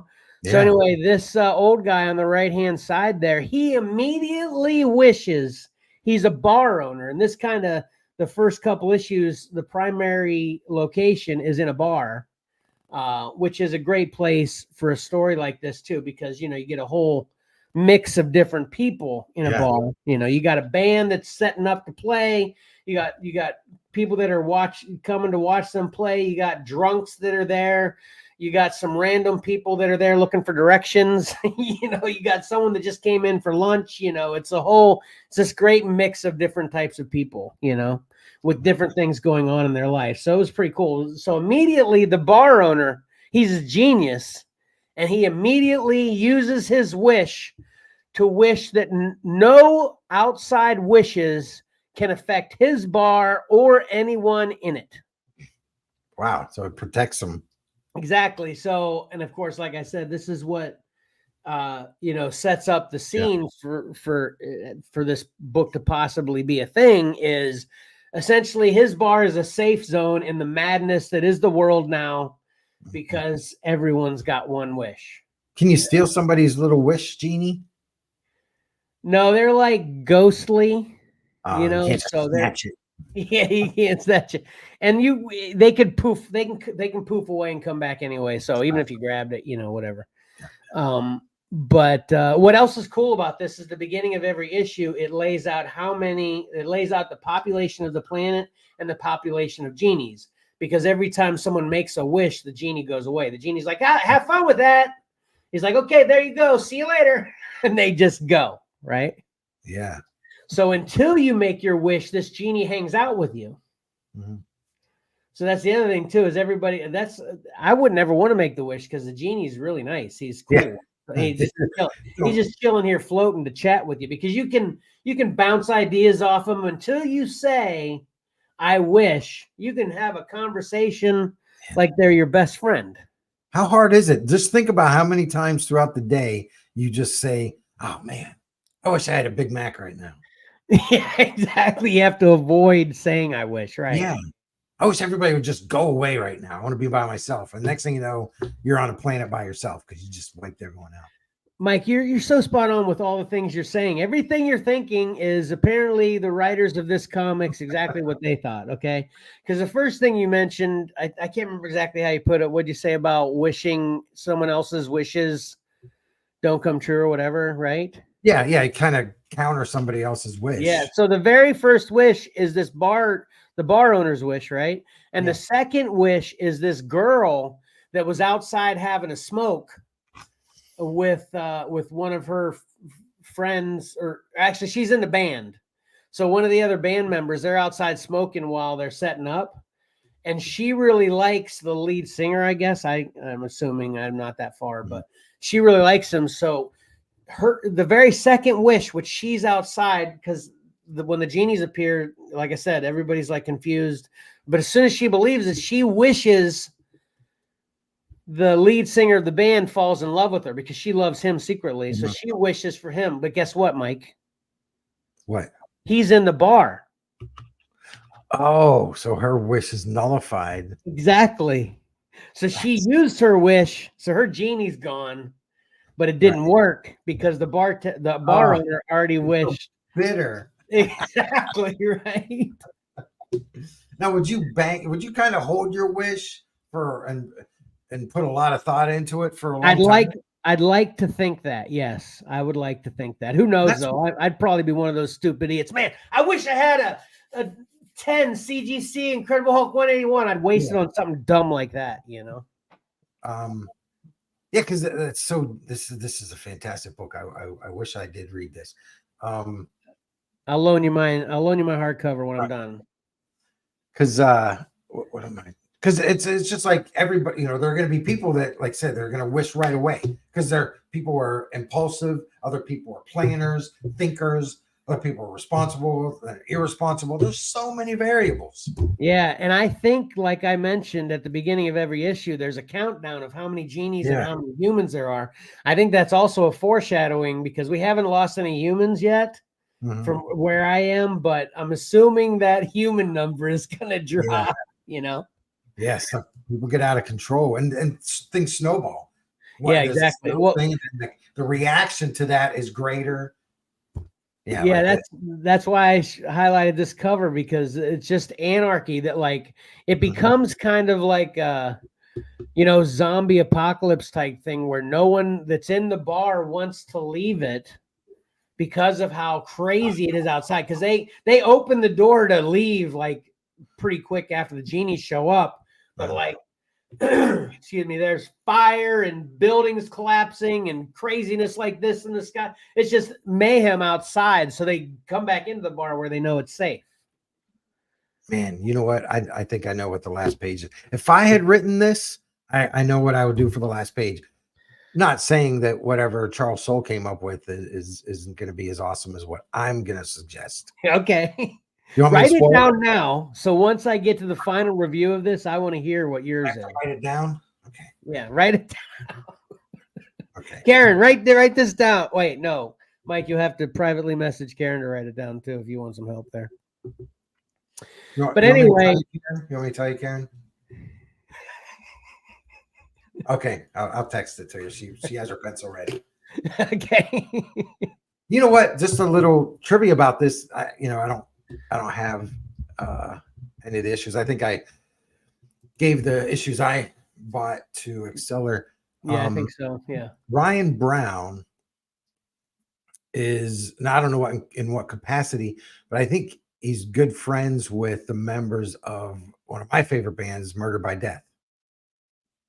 If you're reading this, he put some little Easter eggs in there, and I think there's some Murder by Death references on one of the pages.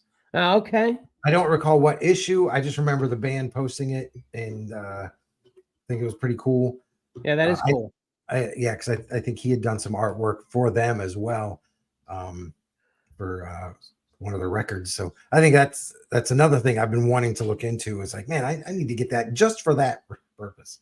Ah, that's true. Yeah. So. Well, once I'm done with this hardcover, I'll definitely lend it to you for you to read, and then I don't know if this will be so epic that I'll want to keep it for the rest of my life, and if it has some Murder by Death reference and you want a nice hardcover, it's What prompted you to buy the hardcover for this? I wanted to read it, but we had like 6 issues. We had like the 3rd printing of number 2 and the 2nd printing of number 4 and the 1st printing of number 5. And then like, we were like, it was like missing that I could never read it because it obviously didn't have number 1. Yeah. And then we got gaps through the rest of the issues. I can't remember how many issues was this. It was like 12 or something like that, right? I think it was 10 or 12 or 9. Yeah.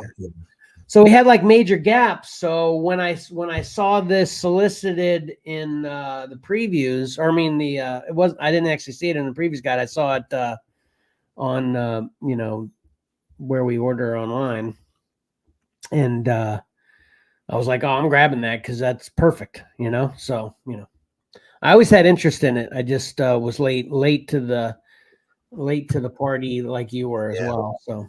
Anyway, I remember it being solicited. It's like 8 billion genies. I don't want to read about genies. Right. It wasn't on my radar until the prices were going crazy. I was like, what?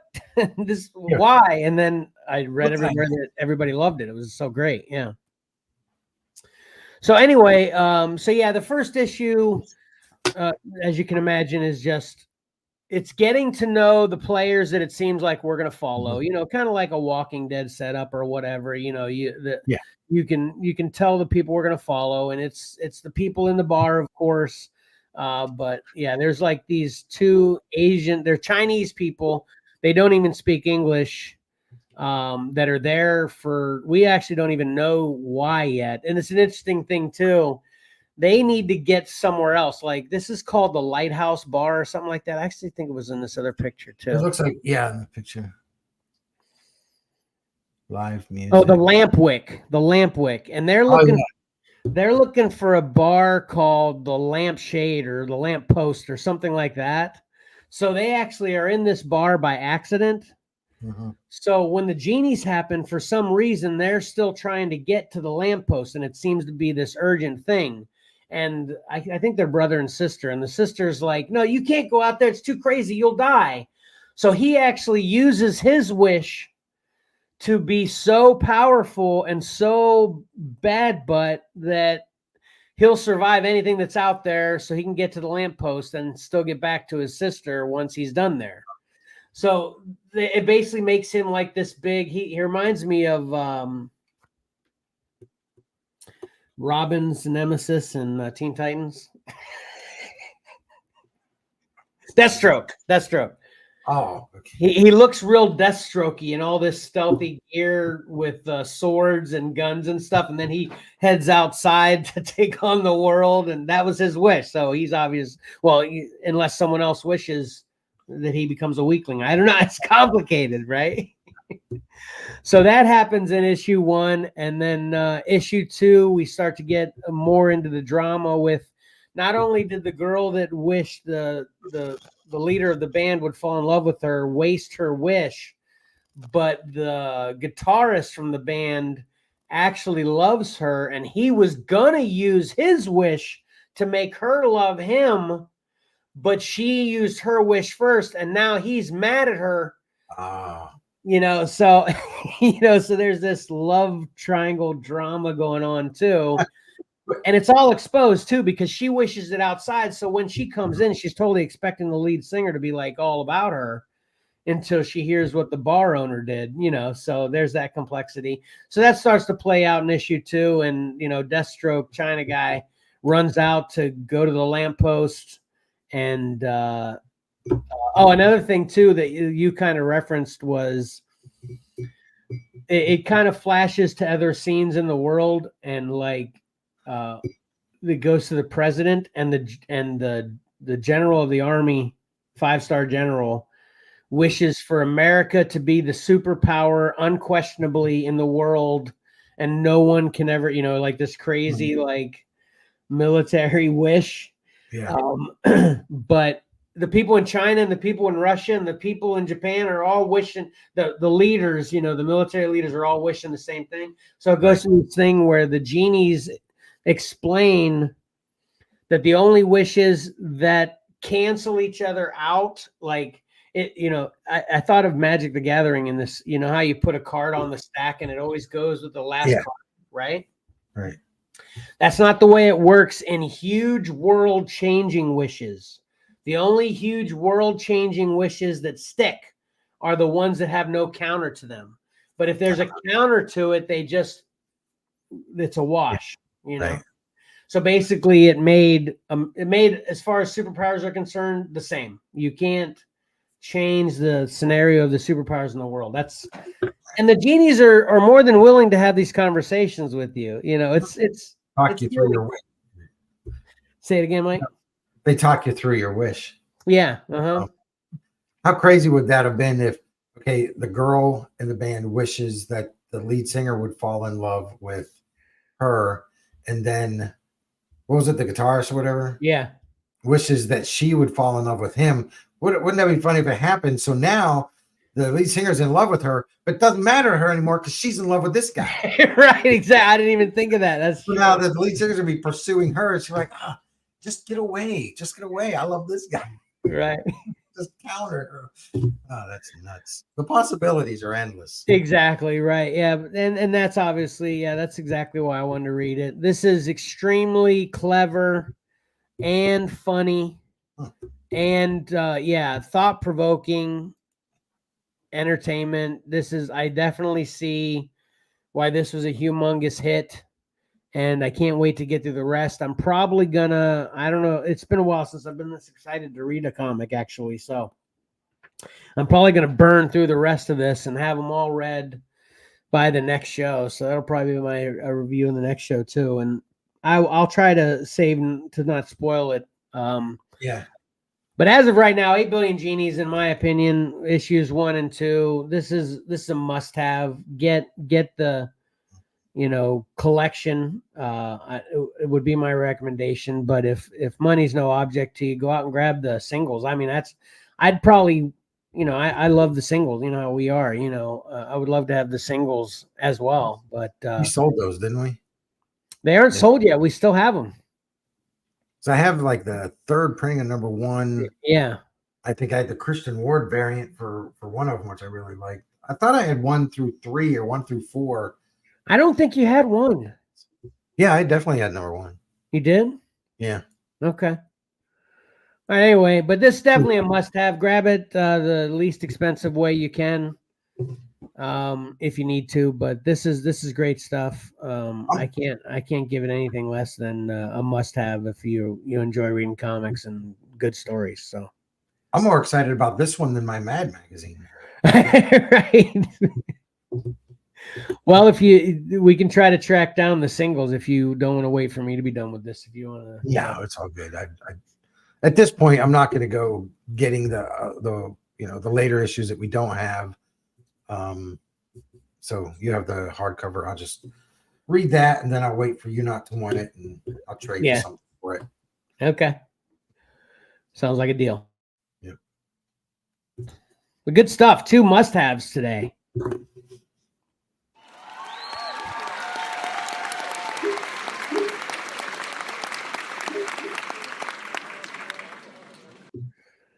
All right, cool. Unfortunately, people, we don't have collectibles on the horizon for you today. But Mike, you know what we do have? What do we have?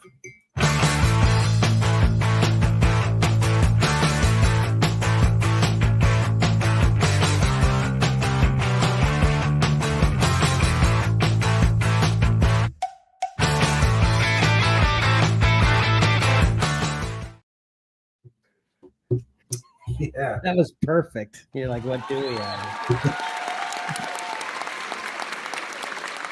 Well, before we get too far away from it, I sent Karen my idea for the last page, and she gave me a thumbs up. Awesome! I can't wait to hear it. Yeah.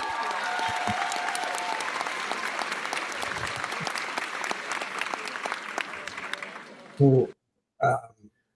So yeah, I prepared my previews for August orders for October delivery, and I had everything done. Had all the layouts, the graphics, everything done. And then yesterday, it was late in the day. I thought, you know what? Those don't look good. What? I was just reusing stuff. So that's why my comic review was so lacking, because I went and I redid everything. Oh my God, that's so funny. And I'm so excited because when I was done with I redid the first page, and I thought, yes, this is it. This is flipping awesome. So hopefully it looks cool to everybody else, because I really like the way it looks. Okay.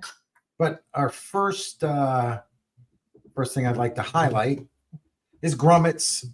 This is number 5 of 7. It comes out October 23rd. This is the A and B cover. Same artist, Brett Parsons, the series artist, doing both of these. The one on the right is the 1 in 10. And I loved issue 1 and 2. If you go back a few episodes, I reviewed these. And so that's why I'm just continuing to highlight this series.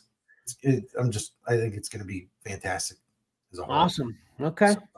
So if you're not getting these, definitely try to pick up the trade when it comes out. So, it's we got Rick Remender and Brett Parsons. Awesome. And then that leads us into this, more Rick Remender, but this is Jerome Pena on art. It's the 7 to Eternity Compendium. And, okay. This is a trade paperback, so this isn't a hardcover. It's going to run you $34.99. And this collects issues 1 through 17. Comes out October 9th. Unfortunately, I put the date and the price down at the bottom. I forgot about our banner that's going to run across that. But October 9th, and this runs $34.99. Okay.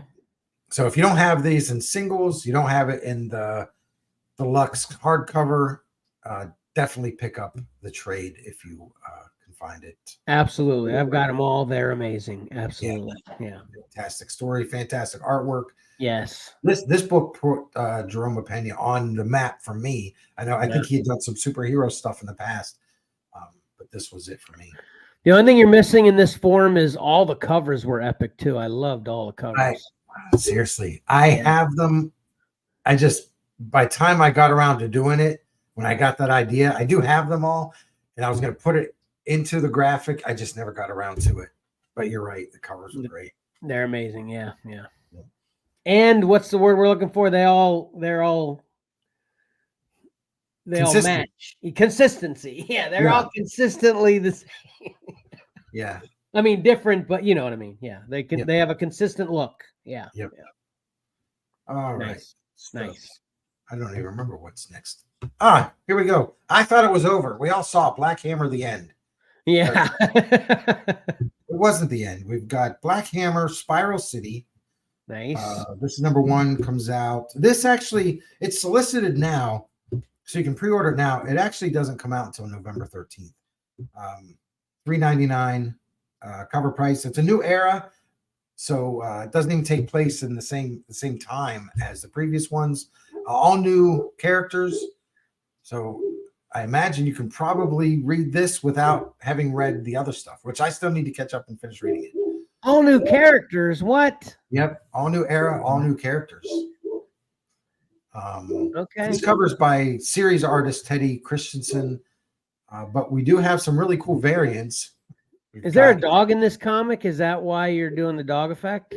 No, my dog is right outside the door. But I can't do anything about it. Yeah, okay. Especially when you're talking. Yep.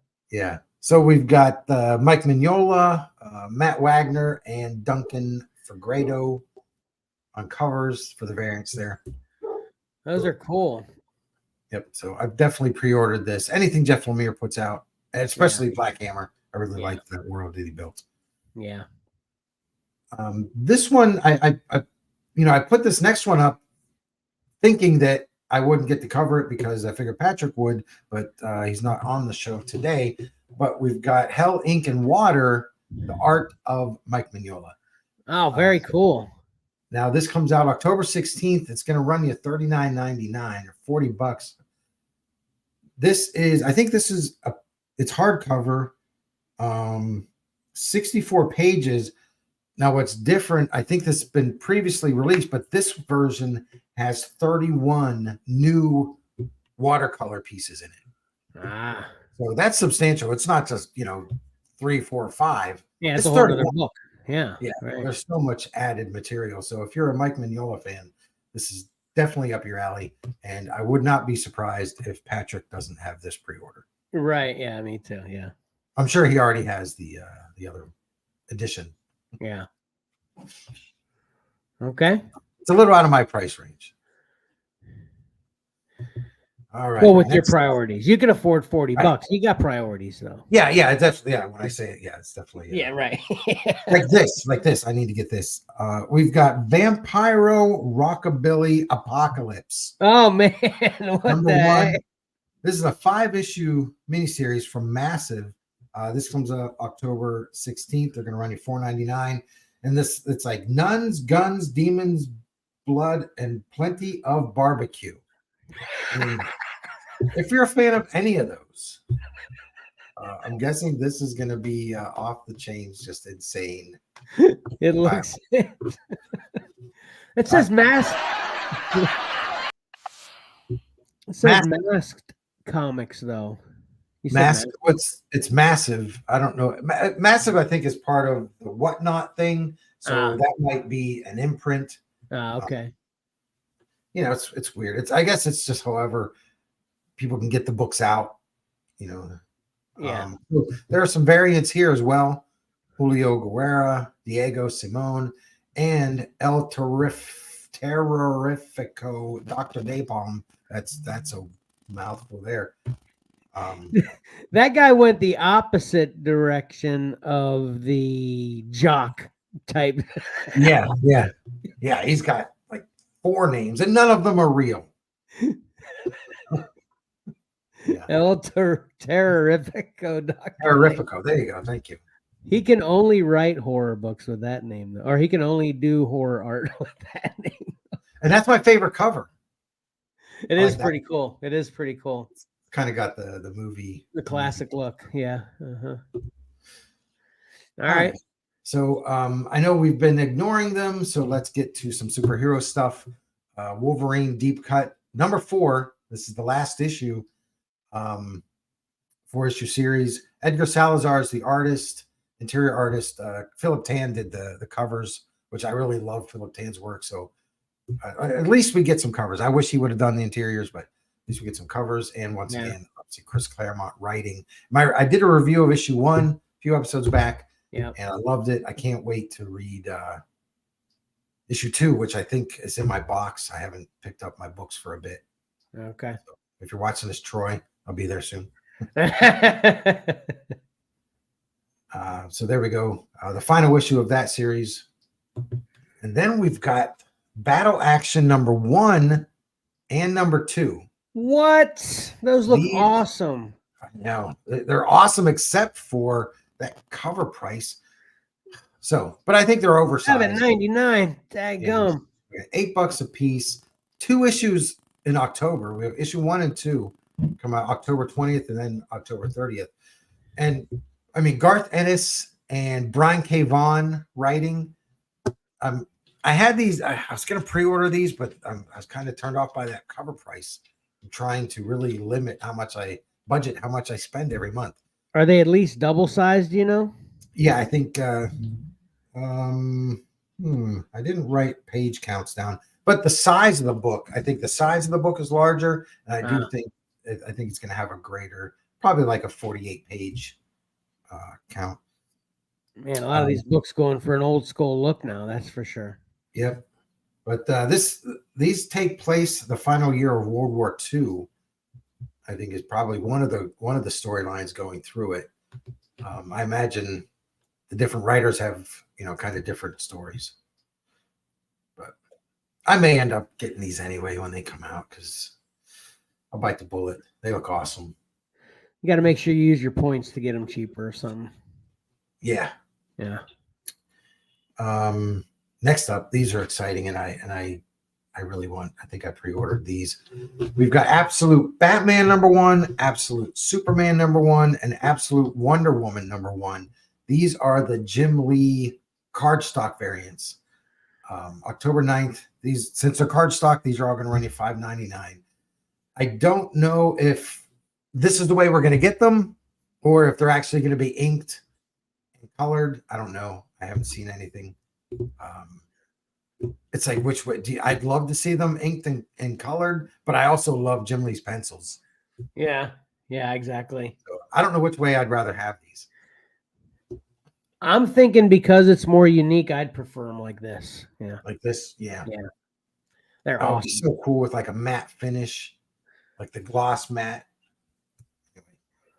Very cool. Yeah. So, yep. Got the Trinity there. You gotta get those. The only series I'm getting is the Batman series.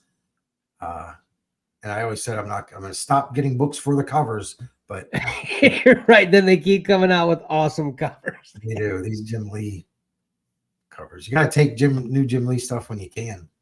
Yeah. All right. Next up, man, I'm so excited for this. As we talked about earlier, y'all know I love werewolves. We've got nice Full Moon. Art by Steven Subic. He's the cover artist here as well. Rodney Barnes is doing the story, and it's a Black Label series, so I think it's just going to be a mini series. The A covers. I was just going to get the A covers because they're all going to be glow in the dark. I think this. I'm guessing it's probably going to be like 4 issues. Glow in the dark covers for all 4. I love it. I'm in. That's awesome. Yeah. I don't know how I feel about Batman's face on that number 2, though. I agree. I'm not a fan of his face on there. So if his ears are kind of tiny. Yeah. There's some to dislike. The werewolf looks awesome. Not a big fan of the look of Batman there. Yeah. Number one's cool from top to bottom, though. Yeah. Anyway, go ahead. Sorry. But if you don't like those, maybe you'll like the B covers, which I want to get these as well because I love Francisco Francabella's work. These look great. There's issue 1 and 2. Yeah. They're not $34.99. I just forgot to change that. Let me see. Okay. I didn't even see that. Yeah. These are going to run you $5.99. So I think with that price point, I think these are going to be standard size. The Black Label is like, oh, they're always going to be the big ones, and then they go small ones. Yeah. So, is it big, small? Yeah, with $5.99, I think those big ones are $7.99. I think they're $7.99. Yeah. So yeah, I just love these too. So I've pre-ordered. It's cool. It's cool. Very nice. Thank you. And now we are at for the cover. Batman 153, the David Nakayama card stock for $5.99. Man, that's such a, you know me. I like movement. Yeah. Well, except for earlier with that Rawhide Kid on the 85th anniversary. Right. Yeah, this just looks fast. Looks great. Yeah, it does look great. And then another variant for that Batman issue, kind of like last year, they did the Halloween ones. They're doing the same thing this time. Once again, Batman's my favorite one, and I've always loved Kelly Jones's style, very reminiscent of Bernie Wrightson, especially when he does Batman. Yeah. And then the Dan Panosian Detective 1080. Geez, that's just so great. That is epic. Yeah. He has risen to be one of my probably top 10 favorite cover artists. I think I might be starting to have an affinity for Halloween covers and art and all that, just like we are with snow and cold and stuff. You know, yeah, I like it a lot. Yeah. That's cool. Yeah. Yep. Well, that's good because I've got some more Halloween stuff here. Nice. So this is for fans of Dave Johnson. He did a variant cover for Cruel Universe #3. You've got the regular version for $4.99, and then you've got the 1 in 20. Now they always list those at $4.99. Everybody knows it's going to probably be ratio or higher, so we're looking at $20 or more for the black and white version. And I think it's kind of neat. The little rocket isn't there in the right corner, so I don't know if Dave colors his own stuff or not. I think he might, but that was added when I did the colors. And then Headless Horseman #1. This is a one-shot from Dark Horse, another Francisco Francavilla cover, $7.99 for this one. And I think it's cool. I don't know if it's gonna stay, but the Dark Horse logo up in the corner, that's a new logo. I don't know if it's just for the Halloween issue here, the creepy Headless Horseman one, or if they've changed their logo. Yeah. And then finally, our last, there were so many for the covers. I did 3. So 9 total. We've got Iron Man #1, Scotty Young. That's a great Scotty Young. Look how much is going on. So yeah, I have it's not one of the simple ones. Yeah, that's awesome. Yep. So that's October 23rd. And then from Archie Comics, we've got the 9 Lives of Salem. One shot. Robert Hack. I love Robert Hack's variant covers. They always have that old movie poster look or the old video cassette look. And this is in there again. And then because I missed them way back in the 90s, we've got a Moon Knight, Fist of Khonshu, Stephen Platt. I never got those Stephen Platt Moon Knights back in the day, and I wish that I had. So here he is doing a variant cover for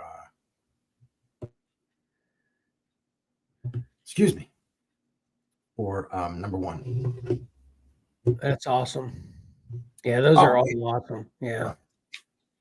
So that's it.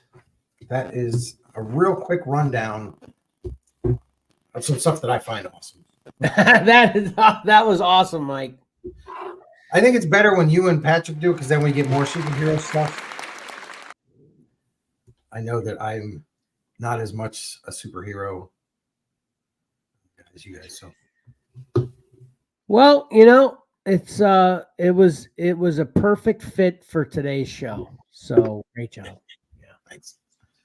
And those are my new layouts. I really like those colors and all that. Yeah, I'm really jealous of that too. I'm gonna have to send you my stuff so you can set mine up like that. I'll do it. Oh, I missed that comment. What was that comment, Karen? Oh yeah. Oh yeah, Karen. Since we're here now, and you're mentioning what you want, wink, wink. We owe you a Godzilla King Kong cover for winning Cover Combat 8, right?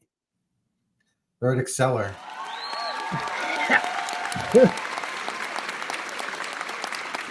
Now, they're in resealable bags, so it would be really awesome if you took them out and actually opened them so we can hear them roar. Okay. We got to quit using the fact that Karen's on the show and understanding and my sister as a crutch to not get her that prize. We need to just get her that prize. You just get it. She's going to be down here sometime. So, she'll remember though. When she's down here, she's going to be like, hey, where is it? And then we'll go to Xcellar immediately, no matter what's going on. So we don't forget again. Yeah. Straight in, sitting on top of the graded comic book box.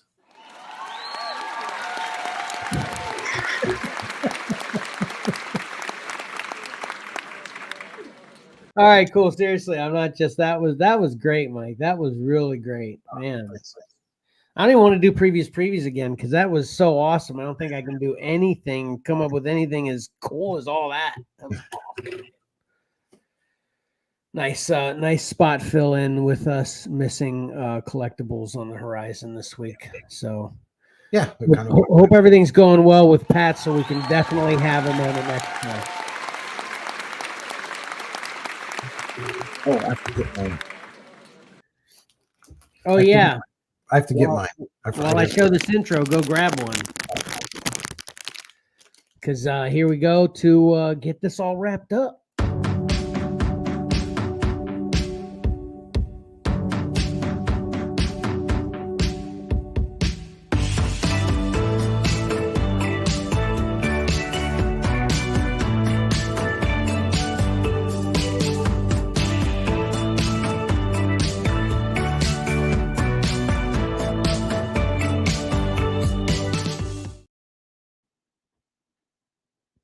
All right, well, I'll go first since I'm alone. That first thing to keep in mind that was pointed out, so now it's fact on this show, is at least 80s nostalgia is geek culture.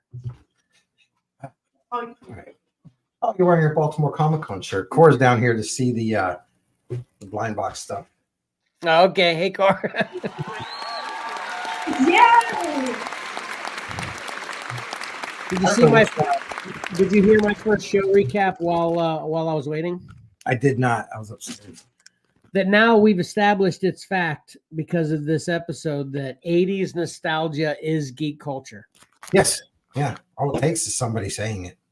If anyone questioned it, it's fact now. I second your saying it. So yeah, it's fact. Yes, exactly.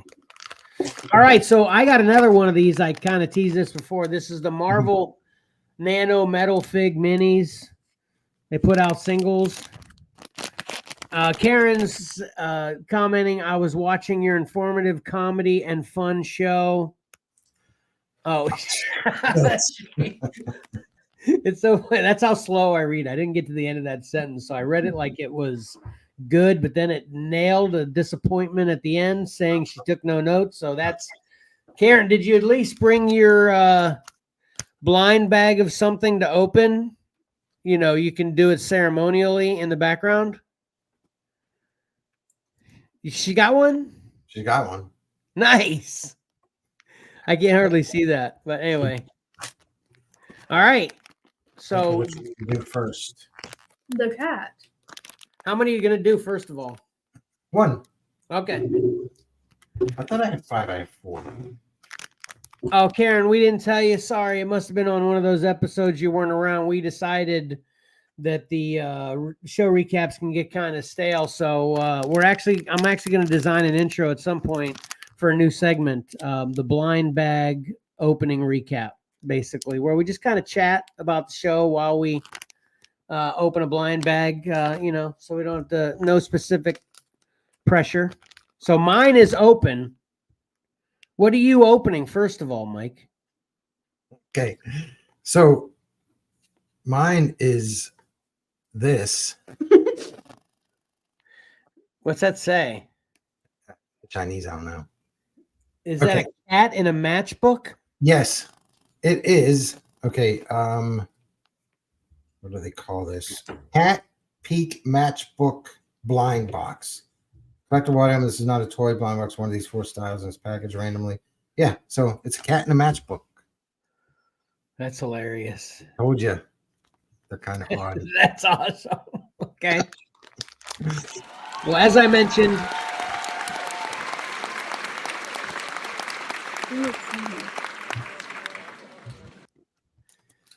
hey, if you need your fill of good and bad movies, check out today's What Kevin Watched.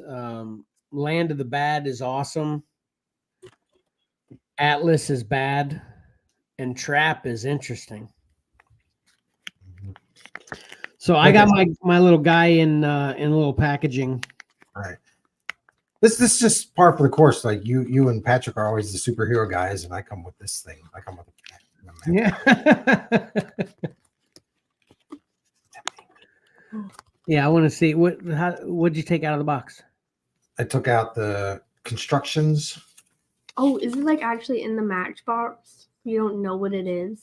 I don't know. We're gonna see. Okay. And then yeah. Well, wait, So what ones are you guys hoping to get? That's the whole point. You want to get the one you want. oh, There's what? There's got to be like a calico. there's 4. There's like a Siamese cat, which I went to Siamese cat. My grandmother had a Siamese cat named Toby. Yeah, Siamese cat, like a orange cat, and then a black and white one and a brown and white one. So you're looking for the Siamese. The Siamese, yeah.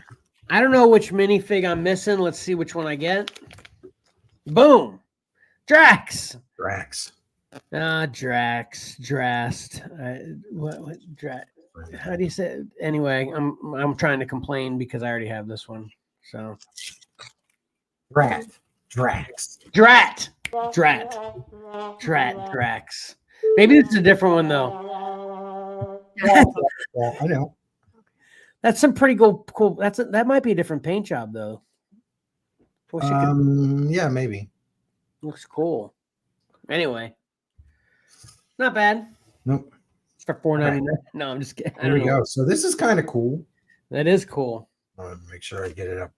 Where's my camera? There we go. So the cat's paws are out of the box. So you actually push it from the back to open it, and we've got. Oh, he pops up even. That's awesome. Oh my god, that's the cutest. My entire family's gonna want those. I guarantee it. Well, there are 4 different cats that you can get. Let's hope we're going back to that store. Ba-doink. There we Where'd go. you get it? Target?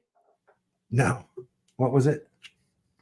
Oh, was it the Ponyo store? Yeah, Pano or something like that. Oh, Remember I was talking to you? Yeah. Yeah, so there you go. Awesome. That is cool. Corey, is that going to be in your room? Are you guys claiming that? Are you going to use it or what? Oh, I claimed He it claimed the, it. the second we got into the car. Yeah. Oh, okay. You're just letting Dad open it for you then. I Okay. already have it. But I will go get more. What is this? That looks Wait, cool. I want to see. There's like other stuff. Oh, Cat with flames. I don't know. I think it's a meme. I think they're memes. Anyway. They're cat memes. It's all in Chinese. I'm serious. I'm assuming my entire family's going to love those. So if you're looking for any Christmas presents, That's it. All right, Donnie, just don't let them go to the mall and buy them. much like soap operas and what was the other thing we talked about today? Soap operas and cupcake shows. My family loves cats. Mm-hmm. Yep.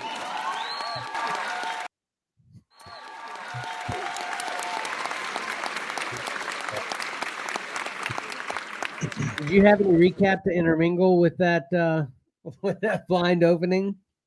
I don't really. Okay, so here's the recap. Check out the pick 3. It was awesome this week. 9 out of 10 books are awesome. Some people would say 10 out of 10. Taylor Dane's awesome. J-Lo used to be awesome. Still not too bad, but used to be more awesome. The guy from Nightbreed, Clive Barker, is an awesome Flash. No, that's a different reference. But check out Beefy Flash in the pick 3, and then yeah, great job with the previews unannounced today, Mike. And then check out two great must-haves: a new Mad Mag, or sort of new but old Mad magazine, and 8 Billion Genies, which that I'm assuming both of those will be to be continued. Obviously, Mike being the big Mad guy, and I can't get enough of 8 Billion Genies right now. So, check out our next show for all of that. So that was fun, though. I like that idea. We're going to have to work it out to where it's going to be doubly tasky. You got to make something chatty about the show while you're opening. Yeah, I was concentrating on the opening. That was a great opening, though. That was great. All right, let's wrap this up. Where am I? Okay, please like, comment, subscribe, and hit that bell to get notifications for all the fun we have and everything we do. Check out what we have to offer on eBay at Xcellar_comics. Still a lot of great stuff on there. I have a full intention of getting more great stuff up there soon, but there's already still a lot of stuff up on there. You can help support the show and everything we do and plan to do through Patreon at patreon.com/XcellarComics, and watch Cover Combat 9 finals. Not the finale, but the setup for the finals. Will reveal the semifinal matchup winner, and that'll be who's going to be in the finals for Cover Combat 9. You can see that this coming Monday, August 26th, 8 p.m. Eastern Standard Time, live. And then watch our next live stream on YouTube or Facebook or Instagram. First hour of it, at least, whatever trips your trigger. 2 Saturdays from now, September 7th at 8 a.m.-ish Eastern Standard Time. That should have, I think that's going to have did we decide if that's going to have a legit previews for that one or no? Or did we say the 21st for that? Karen? Yeah. Okay. Yeah. All right, cool. So that'll do it. Mike, do you have anything else? I don't. Missed you, Pat. Good luck on getting all that work done. See you Monday. Yeah, definitely missed you, Pat. And